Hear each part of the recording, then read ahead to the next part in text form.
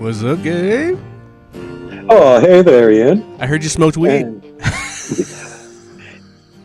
you mean recently? Anyway. Perish the thought. Happy Wednesday, everybody. Welcome to Blank as a Fart. I'm Gabe. That's Ian. Yep. We're here to watch some Twin Peaks and bullshit about it while we drink. Indeed. Hope you're all doing the same. And, I mean, yeah, we're live on Twitch, so you can chat with us if you like. Yeah, come on down. We're also up on YouTube. We're also on Spotify, on Audible, on iTunes. You can find us anywhere you can find your favorite podcasts. There's also these random podcast platforms that take your feed from Spotify or iTunes and then they repost them. So they're these other random platforms that you've never heard of, but they'll just take them and feed them.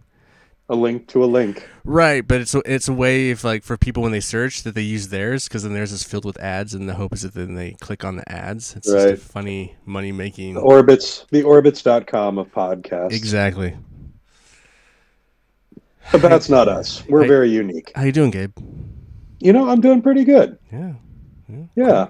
I'm messing around with a brand new mixology kit, so I've got a Manhattan in hand. I'm enjoying that. I may or may not have smoked some weed. Just rocking some pub beer. Just rocking some pub beer. Good stuff. And my water. I also have a water at hand. Stay hydrated, kids. It's important. It is. Though it's really chill. It's supposed to be August, summer, 100-degree weather, and it's 70 outside. Yeah, I'm disappointed as of late with the clouds. I'm not disappointed. I like it. Most Oregon natives aren't. I grew up with 300 days of sun a year, so I'd be missing my vitamin D. All right. Well, yeah. But I take solace in the fact that we actually had a somewhat decent episode this week, minus the bullshit with James and, to a lesser extent, Nadine. I mean... But that's not where we start. I'm just saying, in retrospect to last week, last week's episode is they're kind of a consistent... It's a new thing that's going on, but it's kind of a consistent thing. We get a lot of plot motion this week, which is good. Some of it's garbage, some of it's not. But... Yeah, we get some weird flourishes here and there with some stylistic touches, which is, that's subjective, but I think it's good. Cool. Anyway, where we begin this week is with Bobby entering Benjamin Horne's office, where he finds the majority of the furniture stacked in a tower up against the far wall. Bobby finds the man himself slumped against the back corner of said tower, looking like he's about a week out from his last shower or change of clothes. After a little banter about the beauty of the tower and how dumb Leo is, Ben remains lucid enough to get to the point. Damn it, Bobby, what do you want? I'm surprised this whole Bobby thing is still going on. What is... You're surprised? Why is this still happening? Why is this a thing? Because Bobby's a young white boy. Is that why?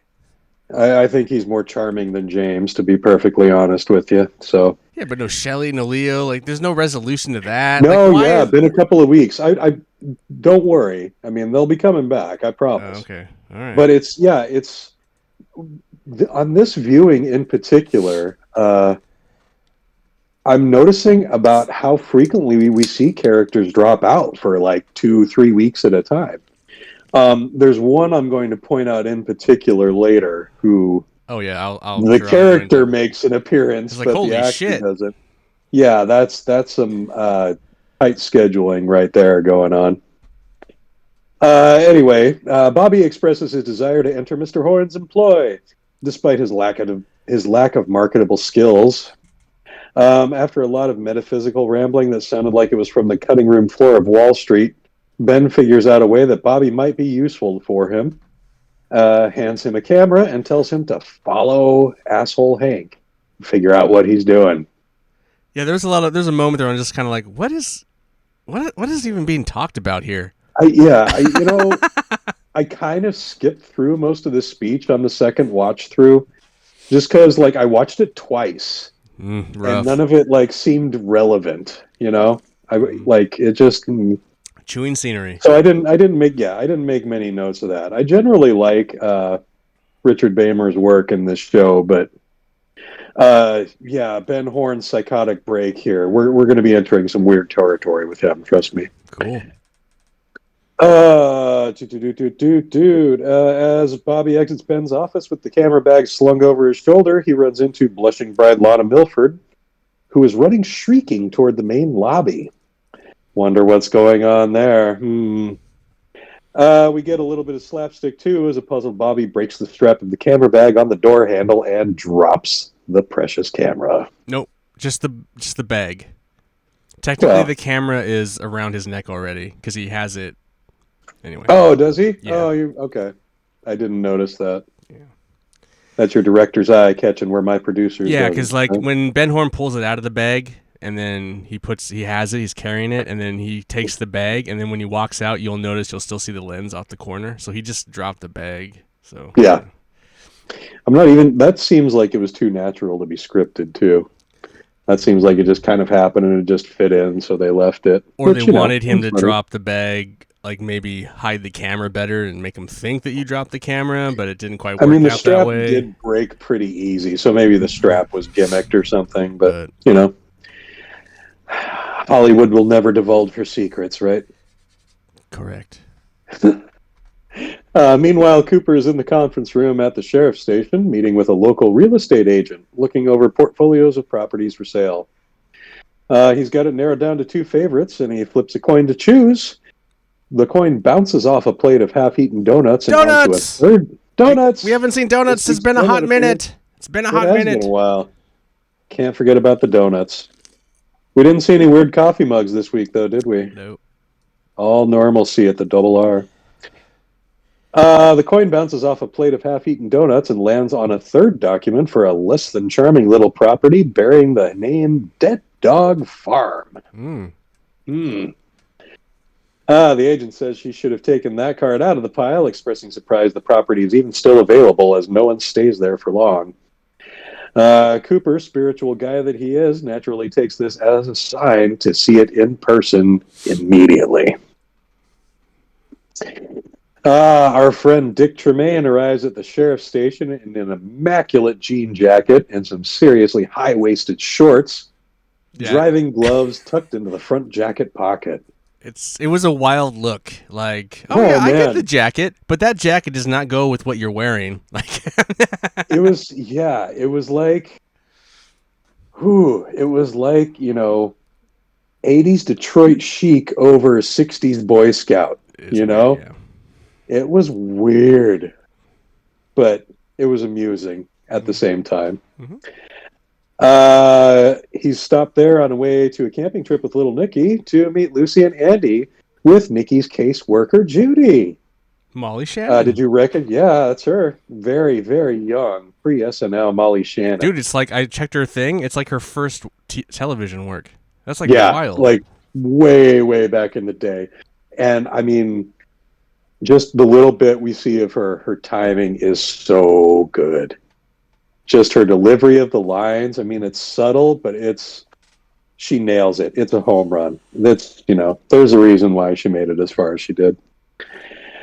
Julie makes mention of little Nikki's trauma. I put my... Anyway. I like the NPR gals better. That's my favorite. That's fine. I'm just... Yeah, no. Of course, what's her name? Catherine something or other? I forget that character's name. I don't remember that. Mary Cat, yeah. Something very, very Catholic. Yes. Julie makes mention of little Nikki's trauma due to suffering, quote, persistent random misfortune, end quote.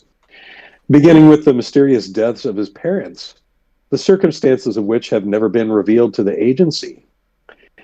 Andy is called away from the session by the sheriff as they have an emergency to attend to at the Great Northern. Saw some foreshadowing for that. That emergency is the passing of local media tycoon Dougie Milford, who appears to have perished while performing his husbandly duties on his wedding night in his very marital bed. Here's something crazy though about this whole like idea about this and the way this is, when I look at this sequence, clearly Bobby is there to meet Ben Horn in the morning. It's all sunny outside. Yeah. She's still fully wearing her wedding dress, and he's still fully in his tux. So, like, if it happened, No, he was not. He was wearing a tux. Not wearing. Mm-mm. He's wearing a suit or something. He still has his clothes on. He has the blanket over him, but no, he's got no clothes on. I think he has clothes on. I'd be willing to bet on that. We'll go back and check. Anybody live on Twitch want to do that for us? Worth a shot, right? I can't see the feed. You can. Oh, I don't think so. Not that it's relevant, but judging from the literature strewn about his body, the man made quite an effort. This is a really, really cliche gag that turned up a lot in the late 80s and early 90s. There's a whole Kirstie Alley movie that revolves around this kind of plot where she somehow kills Sam Elliott with sex. When Sam Elliott was like in his mid-50s at this point, you know. Got you. Right. That's a little bit of a tangent, but yeah, this is all very. It doesn't do much for me on this viewing. I'm sure I thought it was funny as a kid. There's a lot of humor in this episode that doesn't work for me. So. Yeah, it's a lot of it is outdated. A lot of it is of a bygone era. Sure. Very much so. Dougie's brother, Mayor Dwayne, enters and weeps for his poor lost sibling. He's quick to accuse poor Lana of murder, saying she might as well have blown his brains out with a rifle instead of making his heart explode with her vagina. Right. He didn't actually say that. I added that part myself, but you know that's the implication. Which is clearly what happened. Yeah, had they made this show in 2010, that would have been pitched in the writers' room for sure. He also simultaneously laments that Dougie could never say no to a woman. So, you know, his own damn fault. The mayor wastes no time in harassing the young widow on his way out of the door, but Hawk quickly ushers the old man away. However, the damage is done as Lana confesses to having felt cursed since her teenage years, when a high school boyfriend ended up in the hospital after an accident with his braces. Again, yeah, this is straight 80s sitcom, dramedy kind of stuff, you know. Sure. This is the kind of thing that you would see in like 30-something. But then you have Hawk putting on the moves a bit. Oh, yeah. Yeah. More slapstick as Hawk tries to impress the woman whose husband just died by leaning up against the door and saying he's the guy in charge, and then instantly falling over when Andy opens the door behind him. Or pretending to. That didn't look very believable from my angle anyway. Again, high def, not always forgiving for this sort of blocking. In the high school gym, we're getting a great speech from Coach What's-His-Name about the importance of giving minority players a chance. This is how he chooses to introduce Nadine to the wrestling team. And, you know, it's a pretty diverse group. When you include the district champion, Mike Nelson. I have a question really quick. Yeah. Mike. What about his robot pals? No.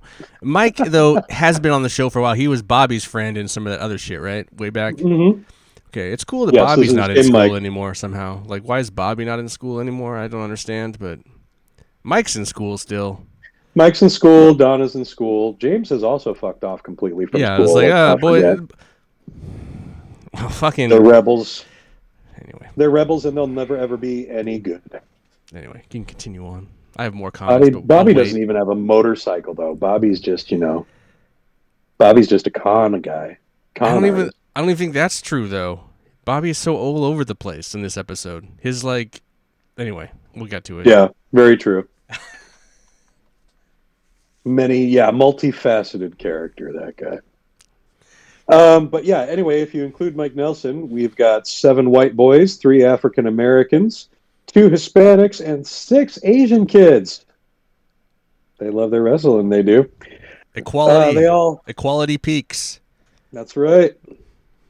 They all watch on with glee as Nadine chooses to lock up with their champ in order to prove herself. As we all know, though, she's got ulterior motives, getting right to the flirting as Mike attempts to lock up, trying not to lose face while also trying not to embarrass her. He toys with her a little bit before she quickly gets aggressive, tossing him with a couple of neat judo throws. And the team's jeering turns to astonishment as Nadine hoists Mike over her head in an airplane spin, tossing him to the mat and covering him suggestively while the coach counts to 3 for some reason. Now will you go out with me? She asks in exasperated fashion as Mike rolls his eyes like a cartoon cat that just had an anvil dropped on his head.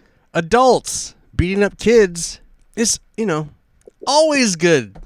Adrenaline-charged adults Just with beating the partial shit amnesia. out of kids, and that adult wants to fuck this child.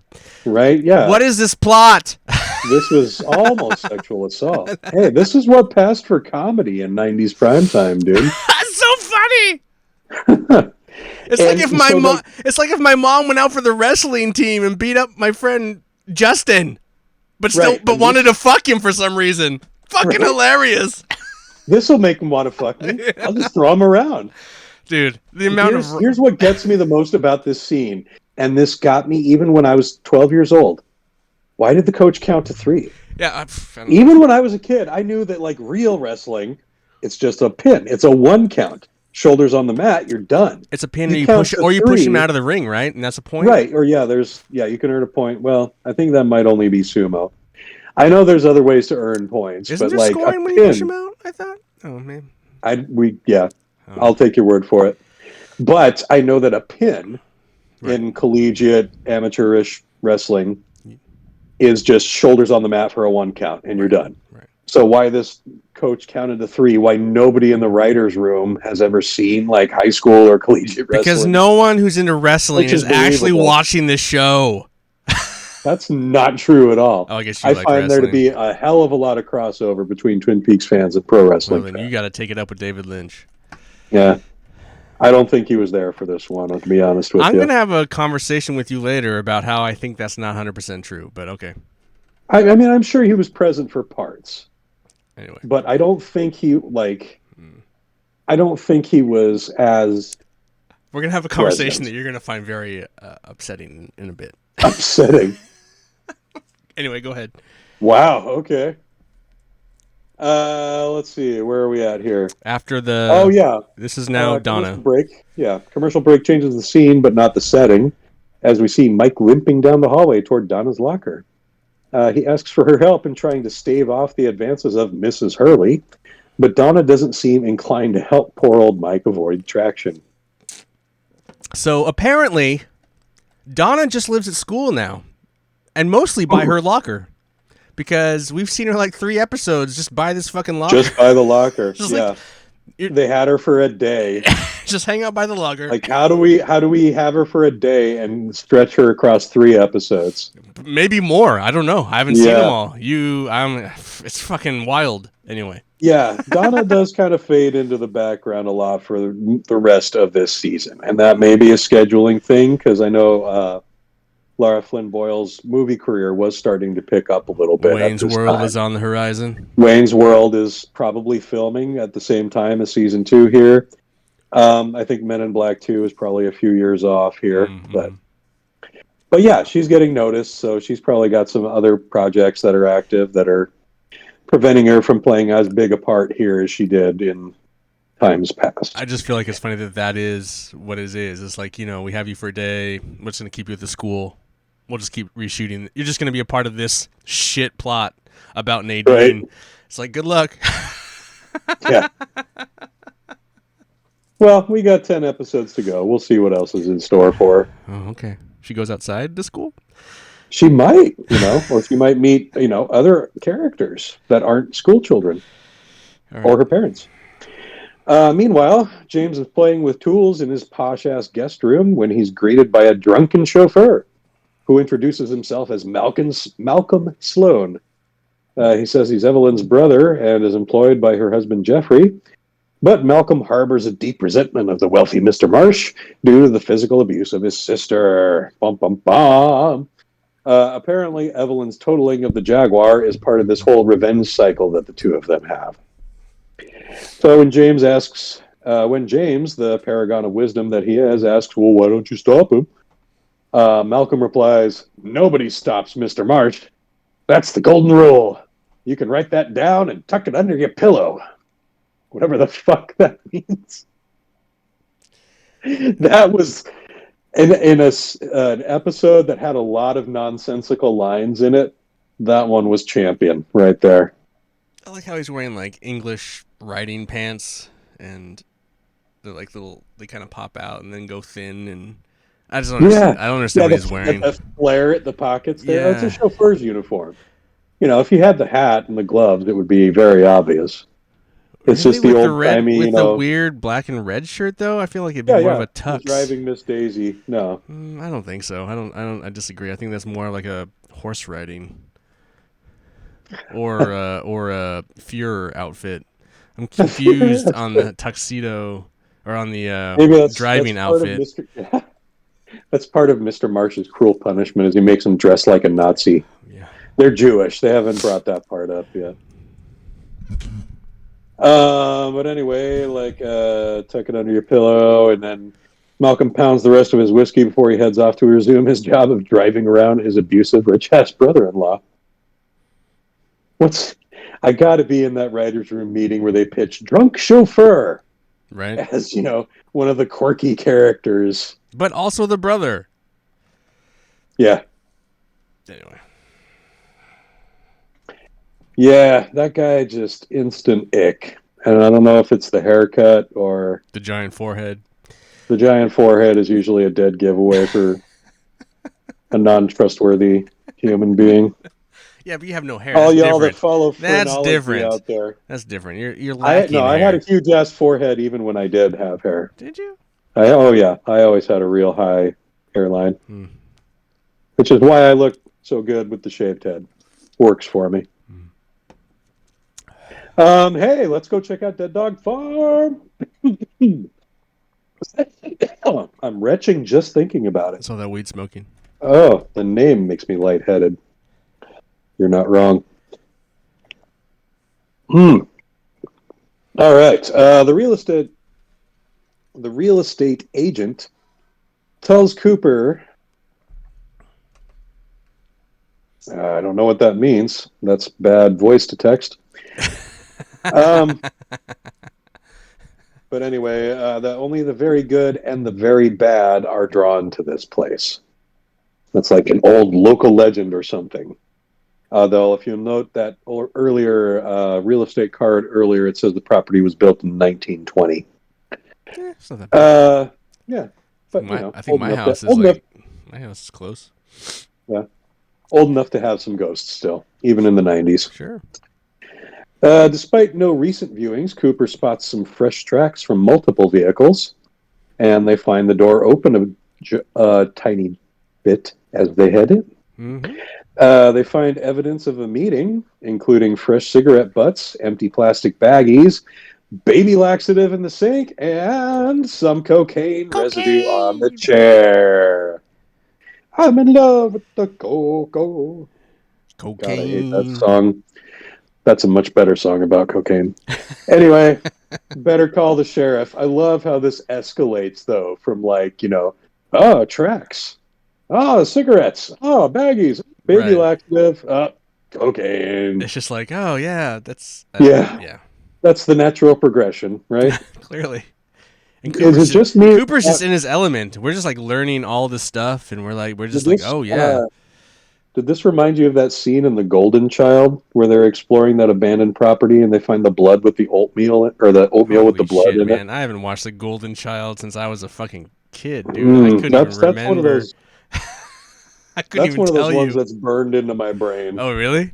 Dude, Oh yeah, no, I haven't watched couldn't that. tell you why, but that one is like, That's yeah, wild. Interesting. there are imprints left from that one. Okay. Might be worth a watch on a Oh, rainy I day have if you to. haven't Okay, done it in a while. I have to rewatch The Golden Add Child it to the now. queue. Sure, why not? Vintage Eddie Murphy, dude. All right. Also James Wong. Oh, I know he's in it. I do Oh remember yeah, that. he's in any movie that has any kind of remotely supernatural Asian elements to And it, is from the 80s. and or the 90s or the 2000s. Okay, fine. But definitely the 80s. Brilliant turn in Everything Everywhere All at Once too. Where were we? Oh my, we got Cocaine. very We very found cocaine. sidetracked. Yeah, we found cocaine, and like you like you get on cocaine, you just get to rambling. Mm-hmm. Anyway, it appears that Dick's camping trip with Little Nicky has taken an unfortunate turn as the two are pulled over at the roadside. Dick's got the car jacked up by the front bumper and is attempting to teach himself how to change a tire via the car manual. Very, very slowly, removing one bolt at a time and dabbing away at every bit of grease on his manicured fingers. Removing one bolt at a time with his hands, apparently. Oh, he couldn't have loosened it with his hands. He did He's have just, he's just, and he's the got, lug wrench, not to though. mention, he's got his fucking blanket out. He's got his fucking mug of coffee or perhaps chicken soup. Who knows? Right. Chamomile tea for that fucker? Who knows? It's been at least 90 minutes since they pulled over. What I'm going to say about this is that if you can't change a tire, you shouldn't be allowed to drive. And then if we're talking about, we're going back to that humor, a lot of bad humor in this episode. I cannot stand this kind of humor. It just like, ugh. Okay, Yeah, okay. Side of the road, can't change a tire? Like, come on. Are we past this at this point? I mean, even in the 90s. Yeah. This feels very much like, My Three Sons throwback or some sort of thing like that. And then the kid doing, like, turning the tire. Is this where you're talking about Lynch's influence creeping in? Is this retro shit? No, this is not it yet. No, this is not even this? No, this is just stupid humor. This is a callback to... This is a callback to your earlier thing about the bad humor and the other thing, and I just like this is just... No, this is not the thing that's going to piss you off. This is just a normal thing that pisses me off. That I was just like, ugh. I mean, we learned something in the end of the scene, but like, it's just like, ugh, can we have done something else? Or it takes a long time to get there, right? Now, I'm going to say that Dick definitely strikes me as a very Lynchian character. Like, this feels like someone he came up with for sure, because he is definitely like something that draws most of his inspiration from 50s and 60s television and those sort of, like aristocratic American characters that you'd only encounter in like Los Angeles or New York, Yeah, but he doesn't seem... I don't know. He just seems so fake, though. And there seems... And a lot of the Lynch stuff... It seems like a fake aesthetic that he's embracing as like a modern 90s guy. I guess, but to make himself stand out in a crowd, you know? Like, I feel like those Lynch characters tend to like be really believable, and this one is just like, ugh, what is this guy? Oh, he's believable to me. Oh, I just like... He's latched onto a character to try and make himself... I don't get why this guy lives... I don't get why this guy fucking lives in Twin Peaks. Like, this guy should just be somewhere else. Like, I don't understand why he's a local theater guy. No, he's been chased out of every local theater in the entire state, and Twin Peaks is the only one that'll have him do like dinner theater or something. It should be incredibly meta. And that's he lives in Twin Peaks and he acts on the show Twin Peaks. Like, that's the meta narrative that should be about this guy. He's not actually a part of the show. Like, he's not a part. No, the meta thing can be like the play he's in is a biography of the Milford brothers. Anyway, the guy, I can't stand this guy. Whenever he's on screen. No, it does. I am curious though. I really, really want to go and watch On the Air though. Now after seeing this, and I don't think it's available. I know it's not available for streaming or anything like that. But yeah, I really want to see David Lynch's take on the Dick Van Dyke Show, essentially. So anyway, yeah, Dick the Fop. Little Nicky is being a little pricky, yanking on the steering wheel and honking the horn as Dick kind of attempts to work at the pushing the hazards on, the wipers. Yeah, it's just fidgety. He's the actor that they have playing Little Nicky. He looks like about 3 or 4 years old for this behavior. 3 or 4 years too old for this behavior. Here's a continuity thing and something that also is kind of weird. Like, because the wipers are on and the hazard lights are on. Technically, if you're replacing a tire, you probably do not want the keys in the ignition to be powering the electrics of the car. So, like, when I think about it, it's like, well, in order to power at least the wipers, you have to, like, turn the car on. Yeah. Maybe the hazards can stay on, but, like... And it just seems dangerous as fuck. not as dangerous as jacking it up by the front bumper, Well, that's true too. Yes, 100%. which That's is also kind accurate. of a centerpiece of this scene. So this is what makes So Dick is obviously incompetent at like right, the typical right. So like then, manly thing. but like when the assumption that comes at the end of this scene, like, well, I mean, Dick is also a dumbass because like all these things you're doing wrong would kill you too. anyway, anyway, that's Right? He's just that's a way There's over. I'm there's over criticizing it because that's probably not what they're going for. But no, there are so many cartoon elements in this episode that it's, it's over the top in too many places, I feel.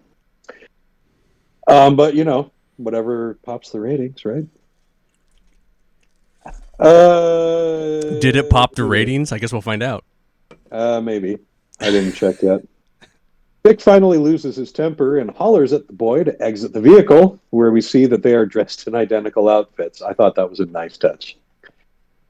Nikki appears sheepish at raising Dick's ire, but they laugh it off together as Nikki wanders to the other side of the road. Suddenly, the wheel falls off and the car lurches off its bumper, Whoa, whoa, whoa, startling whoa, Dick. whoa, whoa, whoa! We got to reel that in a little bit because we're gonna go. Okay, yeah, there was a little. There's a little bit of the like ominous music. ominous looking. The kid looking. Yeah, the kid looking over his shoulder. There's a little bit I of did that. gloss over that a little bit, just to play up what happens later. Sure. But yeah, the timing of all that does feel suspicious.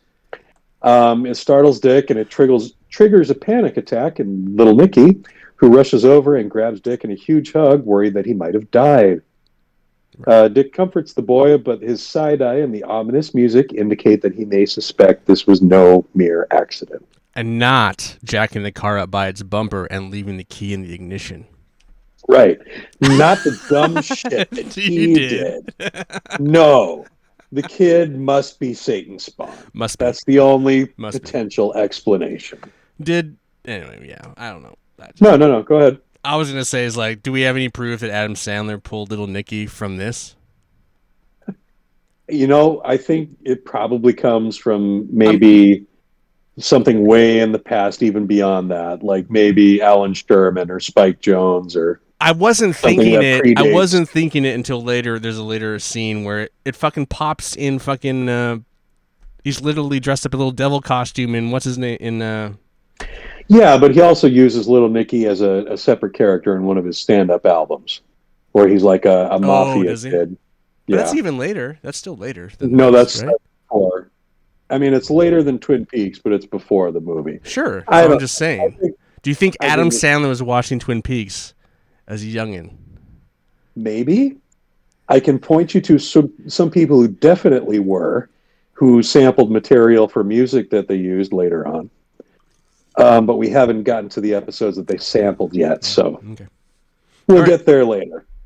But I would think that Little Nicky is like a common enough prototype character where accusations of plagiarism probably would not hold up well. Oh, I'm not In thinking a court of law. plagiarism. I'm just thinking like an homage or like a send up. Like It's entirely possible. I mean, Sandler's a little older than we are, right? Actually, Right. he's probably quite a bit older than we are. He's pushing mid-60s now, isn't he? I don't know if he's that much older. He's probably like mid 50s, like 10 years older than us, right?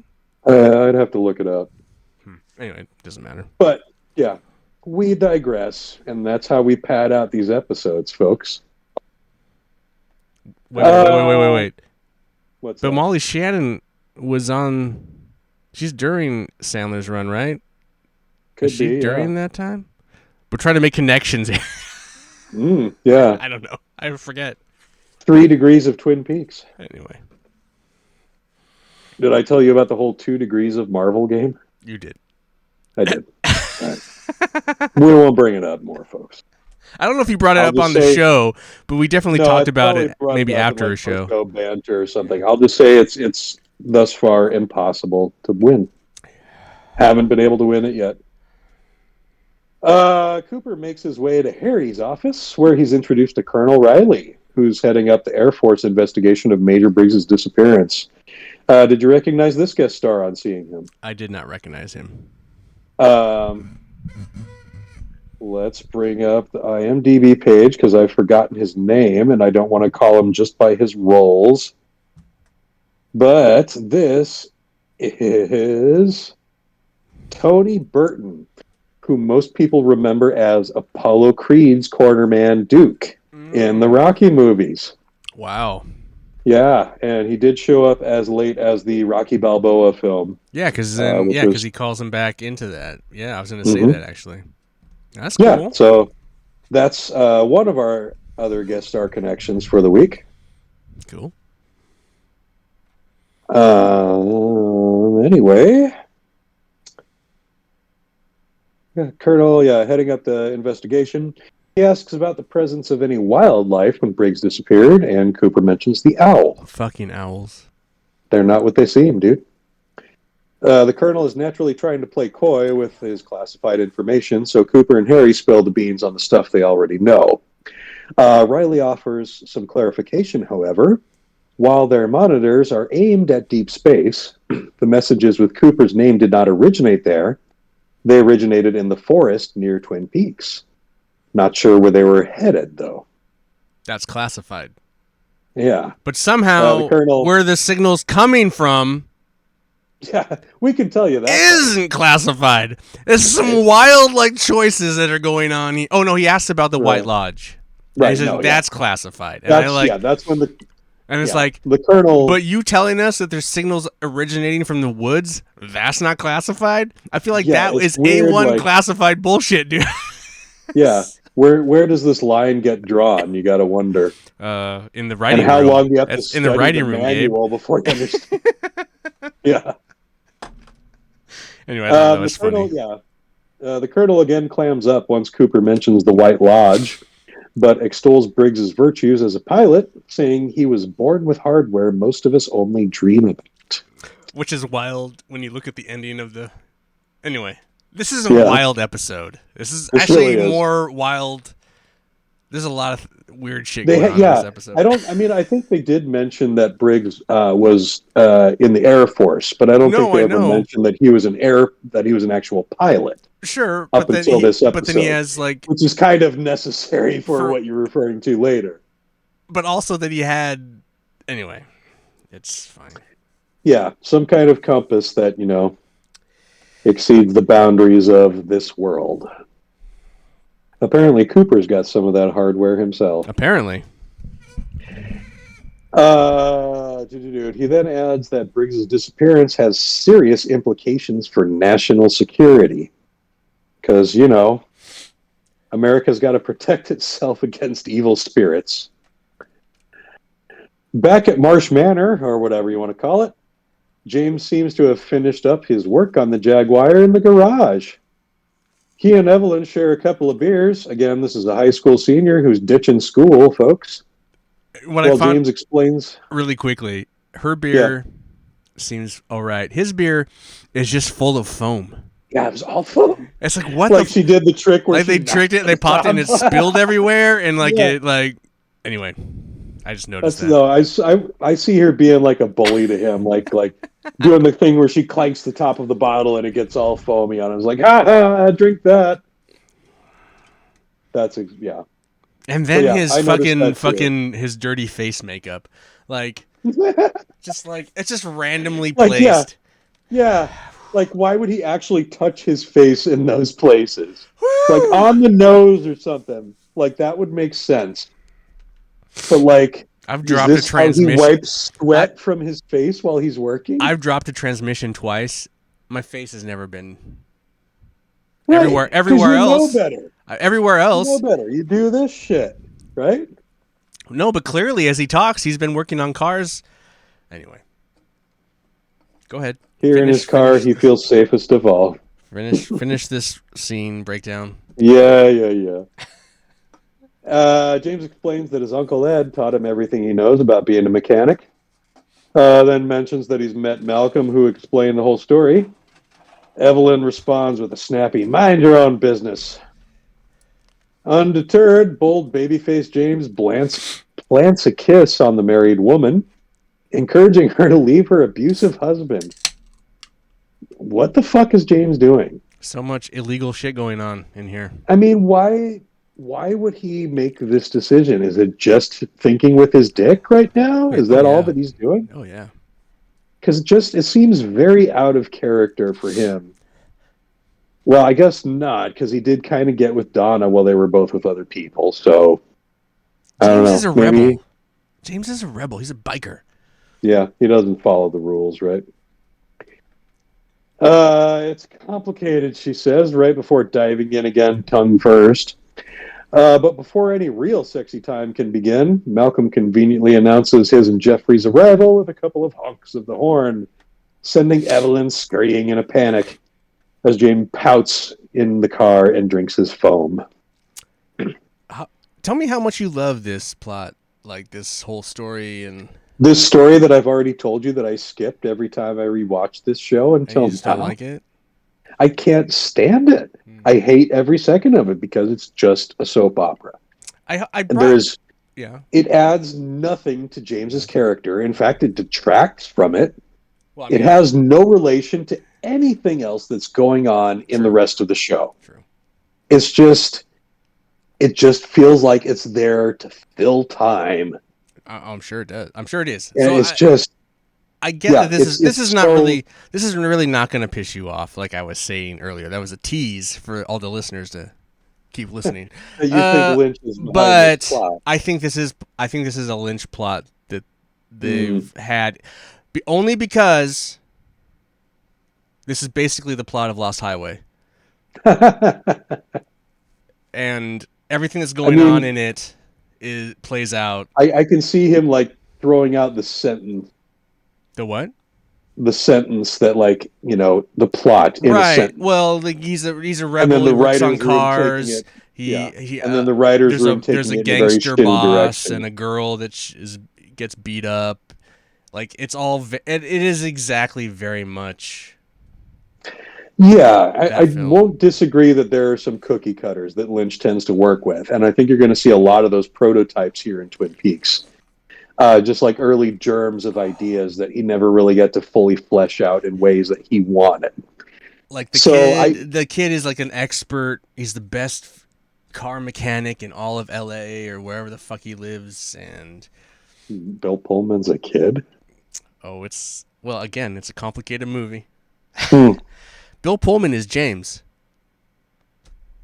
Really? I mean, I bet they would have had James if James was of the same age. I bet he probably would have hired him. How did I don't know how I didn't make all these connections the first time I watched Lost Highway. I Bill guess it had been a Pullman long and Balthazar time. Getty, they're the same person ultimately. You don't remember? They You're switch not places. Spoiling things, are you? I thought you watched the movie. I mean, I did, but there's so much I've forgotten. All right. Remember when they lock up Bill Pullman? No. Okay, never mind then. Yeah. I don't. Anyway. Lost Highway is but then here's the problem with the Lost Highway. Then it becomes Mulholland Drive. So like it's part this and part what Mulholland Drive would be. Lost Highway is like him getting to Mulholland Drive with the weird.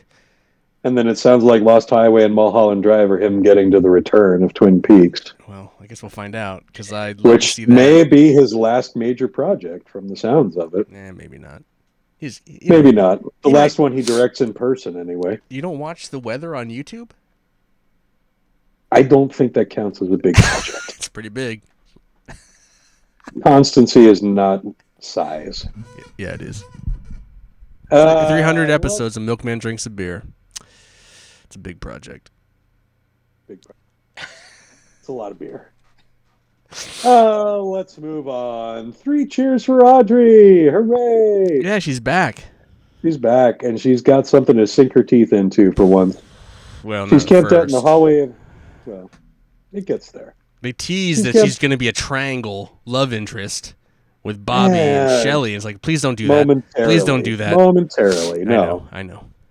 They shut that down pretty quick. I know, but it's like, oh my God, please don't do that. Yeah. She's camped out in the hallway of the Great Northern waiting for Bobby to find out what he's up to. He's got photos The photos his new boss asked for, and he expects that they're his ticket to the big time. Big time. Uh, Big time. Audrey gracefully deflects his unwelcome advances to propose a business relationship, which an amused Bobby agrees to. He heads into the office while Audrey heads into her Nancy Drew hidey hole to gather Yeah, baby. intel. And that intel is this.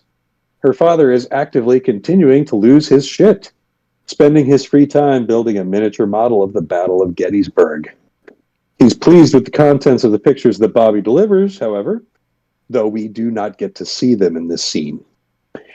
Ben hands Bobby his pay, which he appears pleased with, and tells him, come back tomorrow. Got more work for you. Okay, I will say before we switch to the next thing, I don't understand why Audrey feels like why they decided to write her in the way that she needs to be partners with him, because clearly she can just still, and as the next scene shows, she just does shit on her own anyway. Yeah.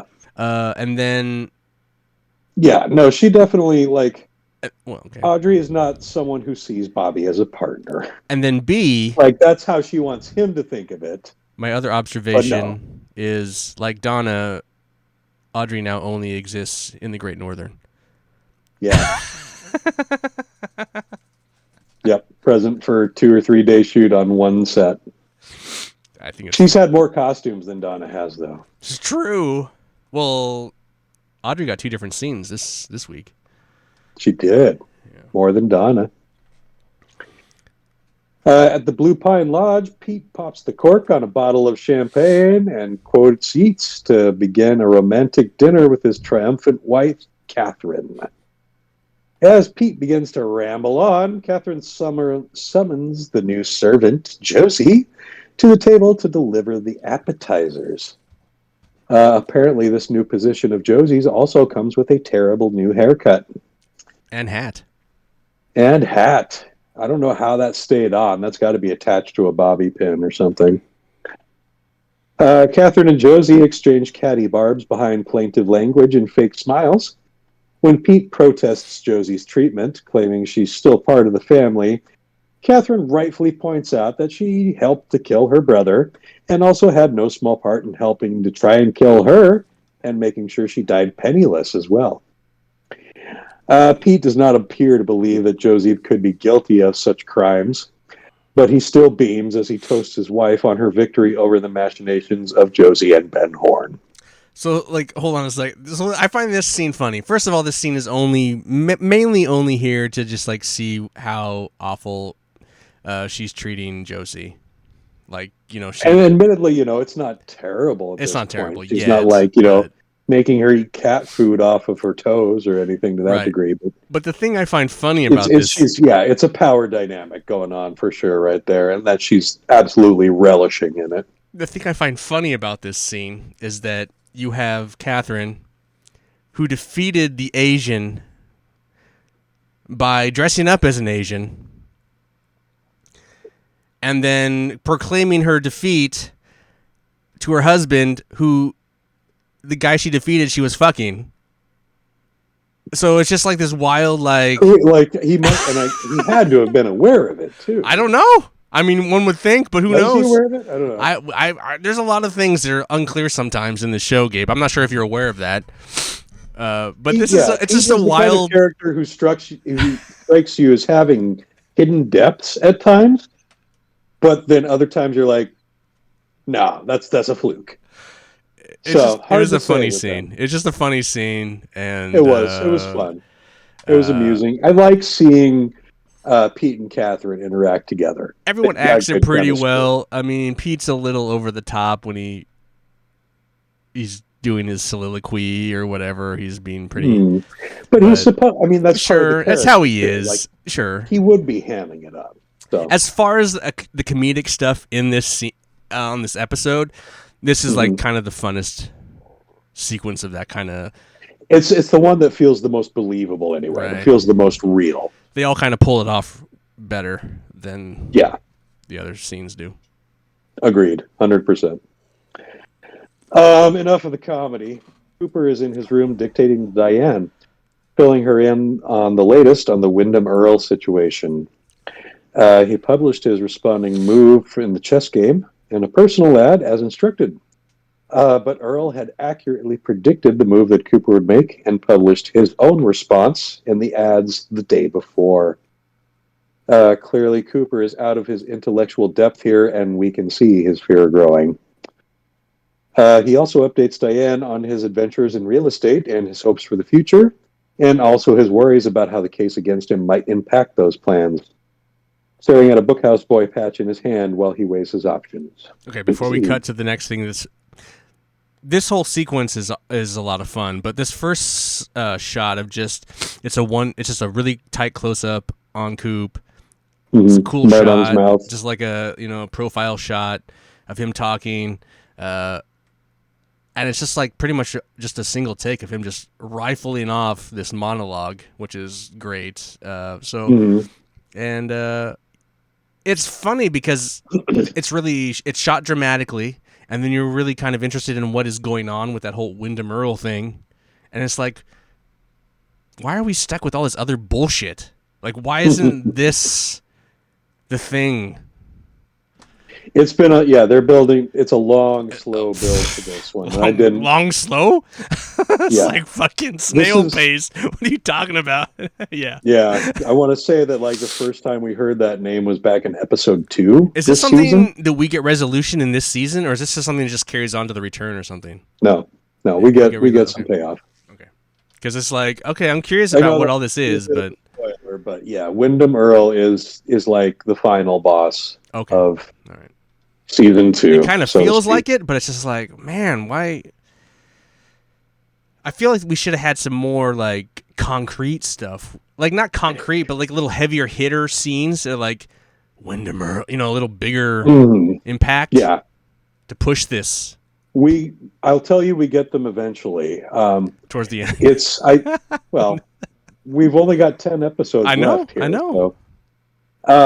And yeah, I just again watching this back. This is another one of the things that I'm realizing is that like this build to his first appearance is way more drawn out than I had realized. But like it's viewings. But when you look at dramatic scenes like this and how well Kyle MacLachlan acts in this scene, it's like we should just focus on this acting. Like this is what we shouldn't do. This stupid tire changing shit and all this. Just wrap that shit up. Like, make it a one and done. It can be goofy shit once an episode with just that, but like, don't drag it out. Stop dragging this stupid shit out. You got to make this other cool shit. Like, this is the problem with this writer's room. They're like trying to find all these answers. Maybe focus on the shit. Focus on the shit that worked. Maybe these are directives that they get from like network executives. Maybe, but like, fucking. There's like you have to include a certain amount of bullshit.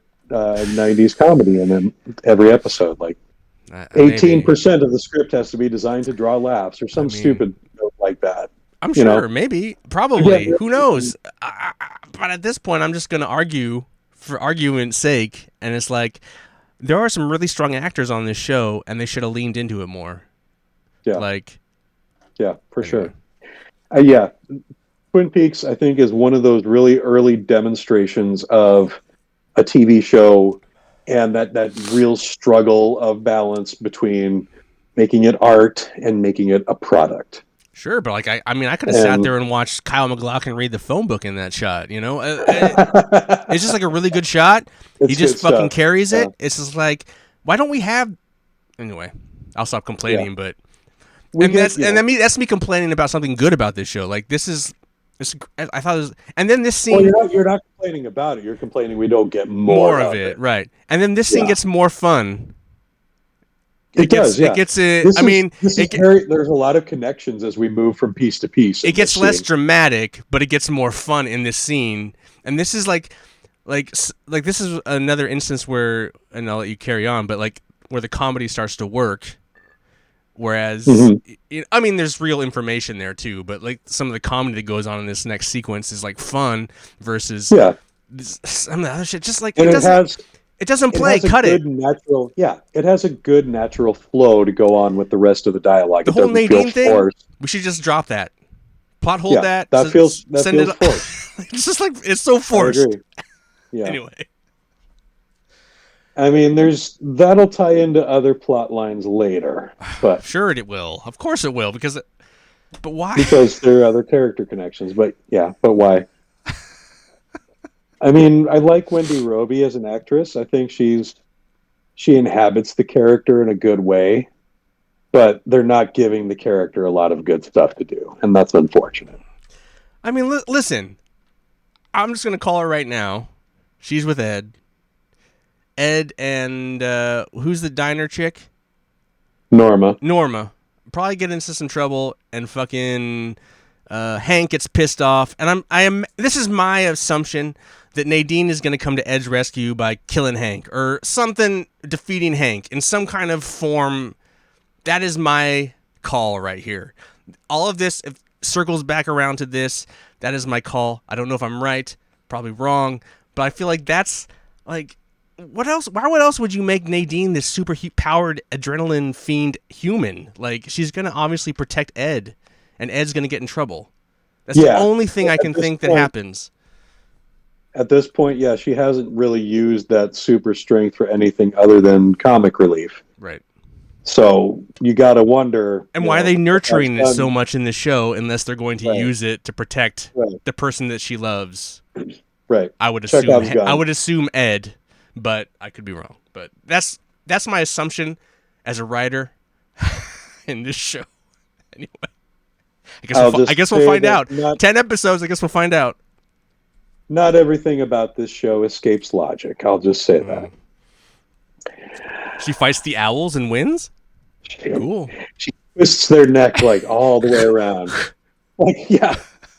Like a pop bottle, like a 20-ouncer. I'm sorry. A knock at the door just might have the answers to all of Cooper's troubles, as Audrey shows up with the envelope that Bobby had delivered to her father. Its contents are pictures of John Renault, Mountie King, and Professor Eddie in a meeting at Dead Dog Farm. Put that together with the other physical evidence they found, and as Cooper put it, Audrey may have just saved his life. Now they're even. Clearly pleased with herself, Audrey asks Cooper, so now we're even then. Before Cooper can reply, there's another knock at the door. It's Denise checking in, and her appearance clearly throws Audrey for a loop. Jealousy walks in is what happens. It's not entirely jealousy. A lot of it is shock. I think it's jealousy. Big 50%, at least 50% jealousy. That's where the kiss comes in. But I think a lot of it is also just like surprise. Surprise, but also informative surprise, because she's like, oh, yeah, I can do that? I love the way she plays this scene, where she like stumbles over her words and like, thank you, you're welcome, and just that kind of like really kind of flustered, making her way out the door. But they're both being kind of flustered. A little bit, yeah. Cooper is at the end. No, not even Coop. Denise. Denise? Yeah. So like, no, 100%. Go back and rewatch it. So Audrey's talking to them, and she puts her hands on her hips and kind of fronts, and so then Denise does it too. Interesting. You should, yeah. I mean, we've already talked about how brilliant David Duchovny is in this role. I just feel like he's trying to like. That seems like an additional nice touch. Yeah. Anyway, I thought the scene was really fun. I thought it was played really well. I think every scene with Denise in it is fun. One of my favorite characters in the whole show. Love her to death. Cooper politely asks Audrey to leave so he can discuss business with Denise, and Audrey plants a big kiss on Cooper's cheek on her way out the door. Just more illegal content going on between these two. One previous federal agent, and right in front of another federal agent. Right. Anyway, there is the joke here that I think would these days would cross the line of the good age taste. Joke? No, not the age joke. The joke about I didn't realize they allow women in the bureau now, and the more or less response, which I'm sure was clever enough in the day, but here's the thing. I'll reel that in. I don't think it's a joke. I didn't take it as a joke.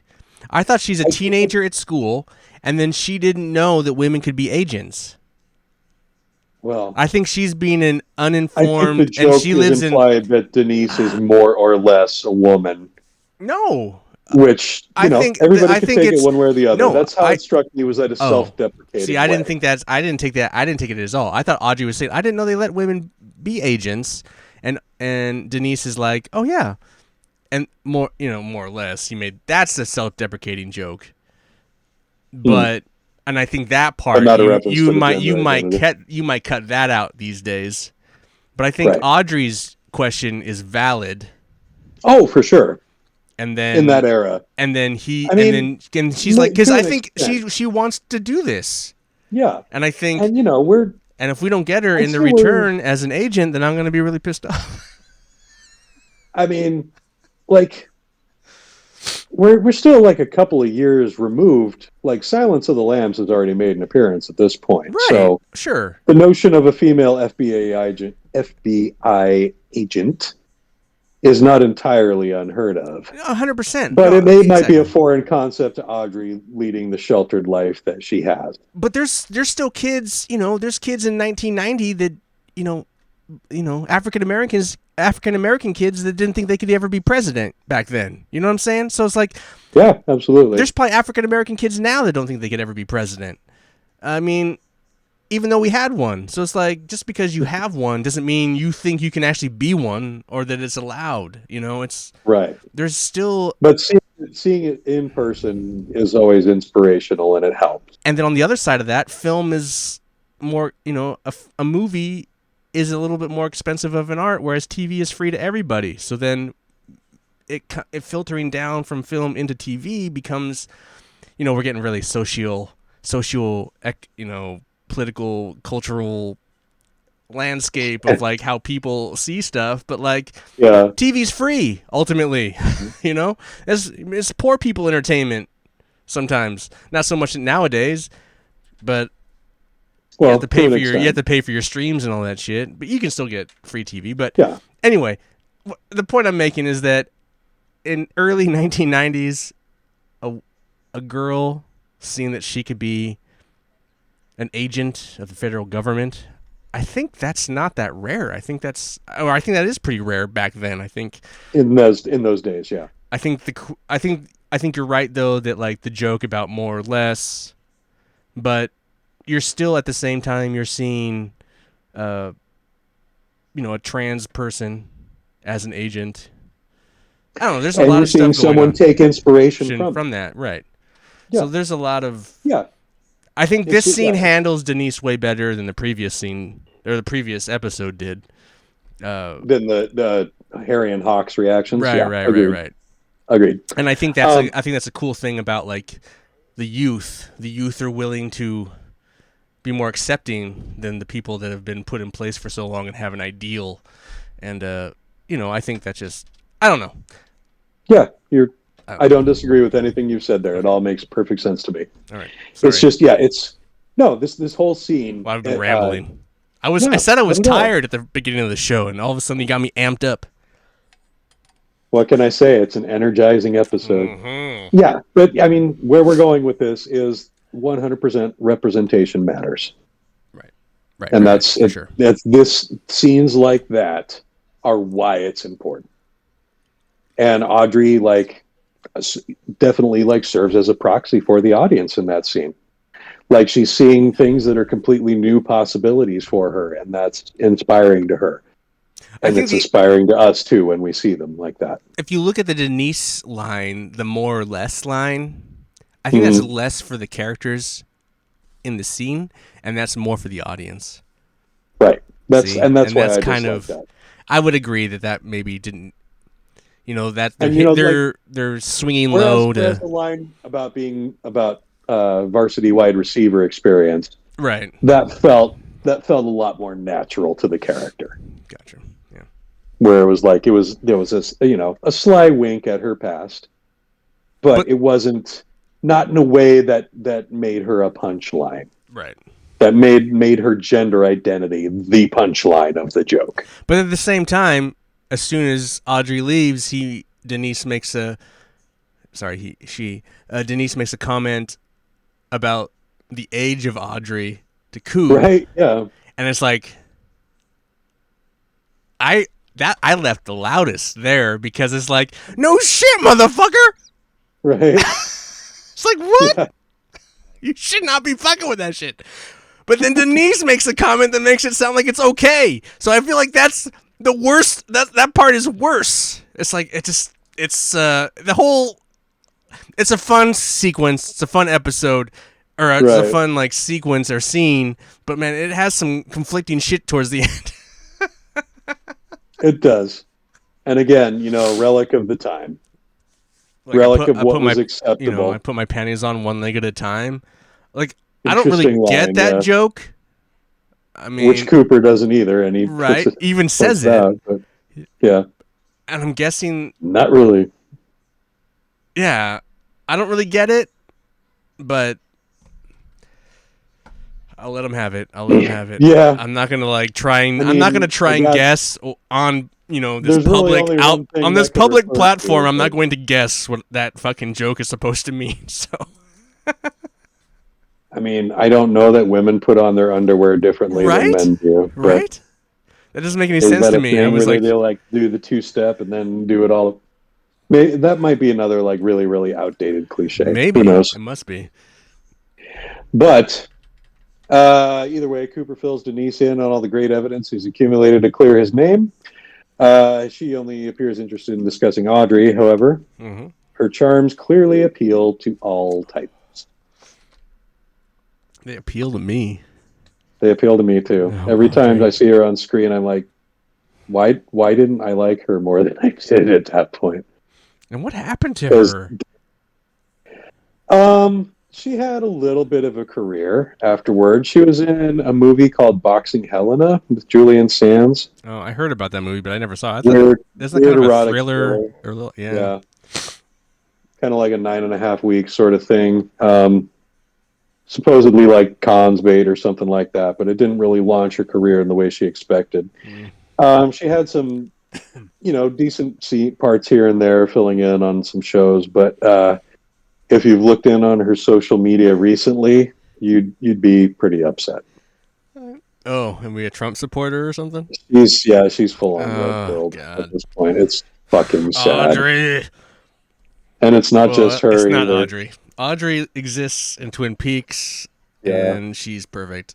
Whatever. Sherilyn Fenn is a flawed human being, just like the rest of us. Okay. Well, Sad to speak find for out, yourself, but, Gabe. Anywho. Anywho, brief scene at the counter of the diner as Holy Big shit! Ed seems to. What? We got Ed. Holy shit! Yeah, Big Ed. We haven't seen Ed in like fucking 20 episodes. I don't know when last time we Oh saw man, him. yeah, it's been a while, hasn't it?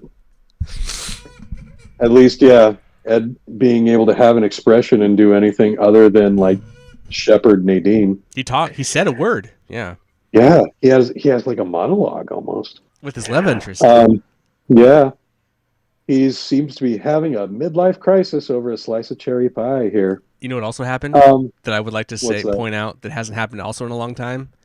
As him and Nadine are talking, we get the Norma. classic theme. We haven't gotten the theme, the lovey Twin Peaks theme, in a hot minute either. Not the OG version. We Right. get the variations a bit, But we yeah, haven't had just like the straight up. the full-on love theme. Yeah. Yeah, we haven't got that in a hot minute. So like, I also wanted to. Oh, that brings to mind something else I noticed, which was during Cooper's dictation monologue, how we get like the slinky guitar solo in the background music on that one. wasn't there a lot of drums though too? The I jazz don't drums. know. Oh. Yeah, but there's like, there's like the solo to that, and there's like some added organ to it, and like, yeah. We at least we get to see some variations on Badalamenti's themes and original work, so that adds some good texture. Well, I just remember I was like talking so much shit background. about hating the theme. It was on all the time, and then I feel like it Well, disappeared forever. it feels like in season one it was omnipresent, but they may have taken notes from the audience, and we get to see a little bit more variety in these later episodes. But it was nice. It was nice to hear it again. It's like, a little oh, bit more hello, variety. old nemesis. Yeah. And you always, I mean, you must be skipping the opening credits every time then, because Well, no, okay, you're right. Fine. I use it. Yes. I use that theme to set the mood. So, Okay, I get but it. I get that. when it accompanies an actual scene and some actual character development, dialogue, it hits different It's for been a sure. it's just been a while since it's been Yeah, used in and that it's right. been a while since we've needed it. It's been a while. But yeah, it's a sympathetic scene, and it's one that's easy to relate to. I think men our age in particular get to this point in our lives where we kind of lament the decisions that the path that we didn't take, the choices we didn't make. And so that's a very easy thing for an audience of our age to sympathize with. Could you sympathize it when you were a young child back then? I was a lot less sympathetic when I was 12, let me tell you. You were like, I'm "Oh, pretty sure Hank, we all were. Hank's got the dom. He's gonna kill him." No, yeah, I was probably like picking a hangnail or reading TV Guide during this scene or something. No. But, looking back, this is quality work here from Everett McGill. Norma checks in and offers an ear for his woes, a slight but a heartfelt touch of the hand, showing that there's still some embers burning in that fire. Oh, there is.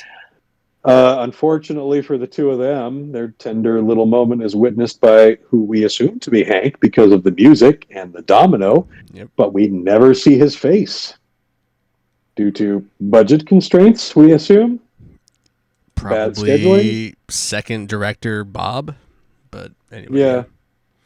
But yes, Yeah, it's that's totally that's one of Hank. those That's what things I. you don't notice as a 12-year-old, but yeah, that's definitely one of those things you see here as being budget constraint. Or it could have been Hank. I mean, they're shooting probably multiple scenes on different things. I mean, maybe this like, hey, could you stand in on this? And maybe they thought they were going to do it one way, but they ultimately said, oh, this is just a better, cool way to do it. It's a cool Yeah, way I too. suppose It's a it's cool shot. possible. Like you have them It off in is. the background and then him close up, kind of fiddling with his shit, so you know who it is. It's like, yeah, Yeah, that works. it's framed in a good way. Um, but yeah, I don't know. It just seems odd to me that they don't show his face there. Either way, a late evening rain is starting to fall as Dick makes his way back to the sheriff's station. Lucy primps a little bit, expecting his attention, but he's actually there to seek out Andy. In hushed tones, he explains the afternoon accident and his suspicions about little Nicky's possible participation in the misfortunes that surround him. Or, as he puts it, he might actually be the devil. And then it pops up in And Andy's then, head, yeah, and then we and I'm get just like, literally the most cartoony shot I have ever seen in this entire series. This is something that you see in Weird Al videos. I mean, how did this make the cut in primetime and television? why was this the choice? Yeah, it seems so out of place and so amateurish and like I don't On know ultimately who what is made a the pretty call on good that. and well produced episode, in my opinion.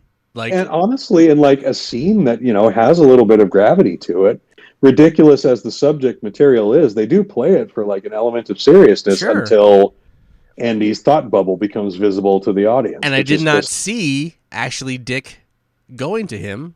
So this idea that they're going to group up, as tired as I am of this fucking plot line, but the idea that they're gonna group up and fight yeah. crime We've now got is we've got an interesting. added dimension now that they've got a mystery that they can solve. But like, do they really? This is basically created because the producers think that the TV watching audience is so fucking stupid that they could not figure it out.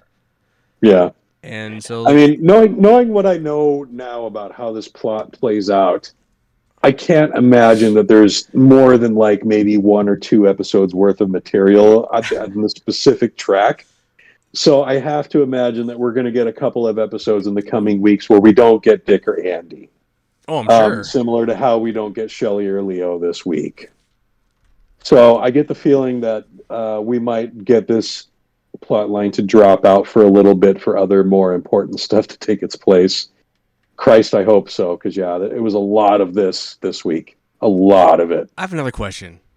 Yeah, Did Lucy lose the baby? I mean, why is Lucy not having like the baby hole? she's still having a baby, right? Dude, it's been 3 days So like it just, but in like no plot one time. cares. Everybody cares, but they're distracted, you know? But even Like they're even just in 3 days, established. she could be throwing up. There's other things that could be going on. Even she doesn't have to show, but Well, I mean, she's not necessarily. you start getting morning sickness pretty much right away. I mean, we get an impression that Gabe. Lucy is starting to notice that nobody's paying attention to her. So we'll get more to that a little bit later on here. Well, I don't think that's just her though. That's something else. What that ties to what this episode's about. There's more cartoony shit. We Or did the we Black even mention? Widow. Did you even mention? Yeah, because the title of this episode is called "The Black Widow" and the death of the dude. Yeah, right. I think that's less about Lucy and more about what this episode's anyway. But Yeah, unless something else plays out later, but I don't think yeah. Anyway, yeah. all right. So we're back at Harry's office where he's trying to placate Mayor Milford as Doc Hayward delivers the autopsy results. Yep, it was a heart attack. Physical exertion would probably lead to that. Just having that some good sex. Uh, yeah. Dwayne is undeterred in his mission, continuing to hold Lana responsible for his brother's death, and he vows to use all legal means at his disposal to prevent her from inheriting any of Dougie's estate. It must be witchcraft. Does your check have our witchcraft? Bah, bah.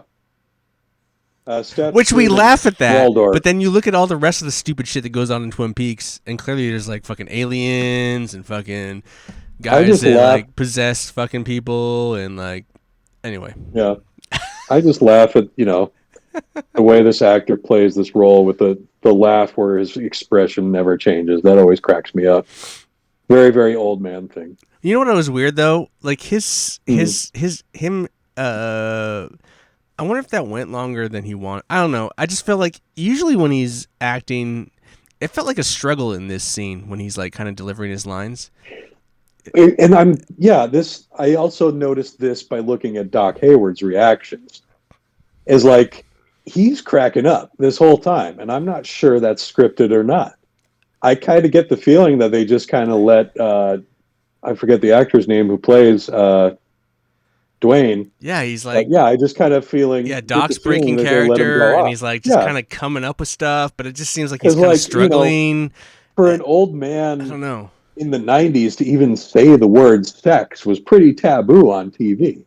So for him to blurt out very plainly, she killed him with sex, that was a pretty risque thing to say in that day and age. So I can see like Doc Hayward getting a little wound up about that, but like the mirth that he displayed during this whole scene, it felt a little too like realistic in his reaction. Like I really don't think that was part of the plot, because there's the part where he's like starting to cover up after a while as well. So yeah, I think a lot of this was genuine reaction, and I think it helps the scene rather than hinders it, for sure. I mean, maybe that's why this episode felt better in a way than the last week's did, is because there's a lot more organic stuff going on with certain characters. So that adds to what kind of draws you in, as opposed to like the bullshit with James, which pushes you out. The classic Lynch storyline, yeah. Right. Yeah. But yeah, just I mean, Warren Frost's faces and his expressions in this scene. I just felt like the older he was, as he was like saying all this lines, he felt like he was struggling sometimes, and I was just like wondering like these must be like improvised, or like he doesn't really have it practiced, or because like in other stuff when he's kind of delivering dialogue, he seems it seems all right. He seems like he's kind of on top of it, but he just kind of felt like he was like taking a minute to think about it more, and I was just like curious. Like I think part of that is the character too. I mean, they're trying to play up the character as borderline senile anyway, so maybe that wouldn't be unusual behavior for a man his age. Maybe, but yeah, adds to the realism, I think, if it's a choice or if it's real. Hard to tell in that particular scene. That's what we like about it. As the mayor makes his way out of Harry's office, muttering under his breath the whole time, Hawk pops his head out of the conference room, asking for a little bit of liquor to help calm the spirits of the widow Milford. And she's fucking naked, shyly behind the deputy in a little black dress. Oh, she was wearing a dress. And then I'm just kidding. It was a little. It was very little, and everyone just becomes very smitten. She's using her Yeah, witchcraft on him right it's away. yeah, the succubus spell right over him. So this is why I think it has nothing to do with Lucy. I think there is something going on. You think she's genuinely a witch?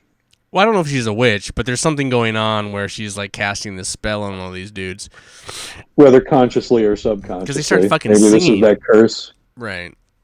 No, they don't sing. Oh, They recite Shakespeare. oh, Shakespeare. Sorry. You're Yes. right. My bad. And it's actually only Dick in the dock. Right. Correct. Her appearance seems to enrapture all the men in the room as Dick in the dock spout Shakespeare. It's actually from Romeo and Juliet. Only the two guys that would know Shakespeare, I think, ultimately, is Precisely. was my thought on that.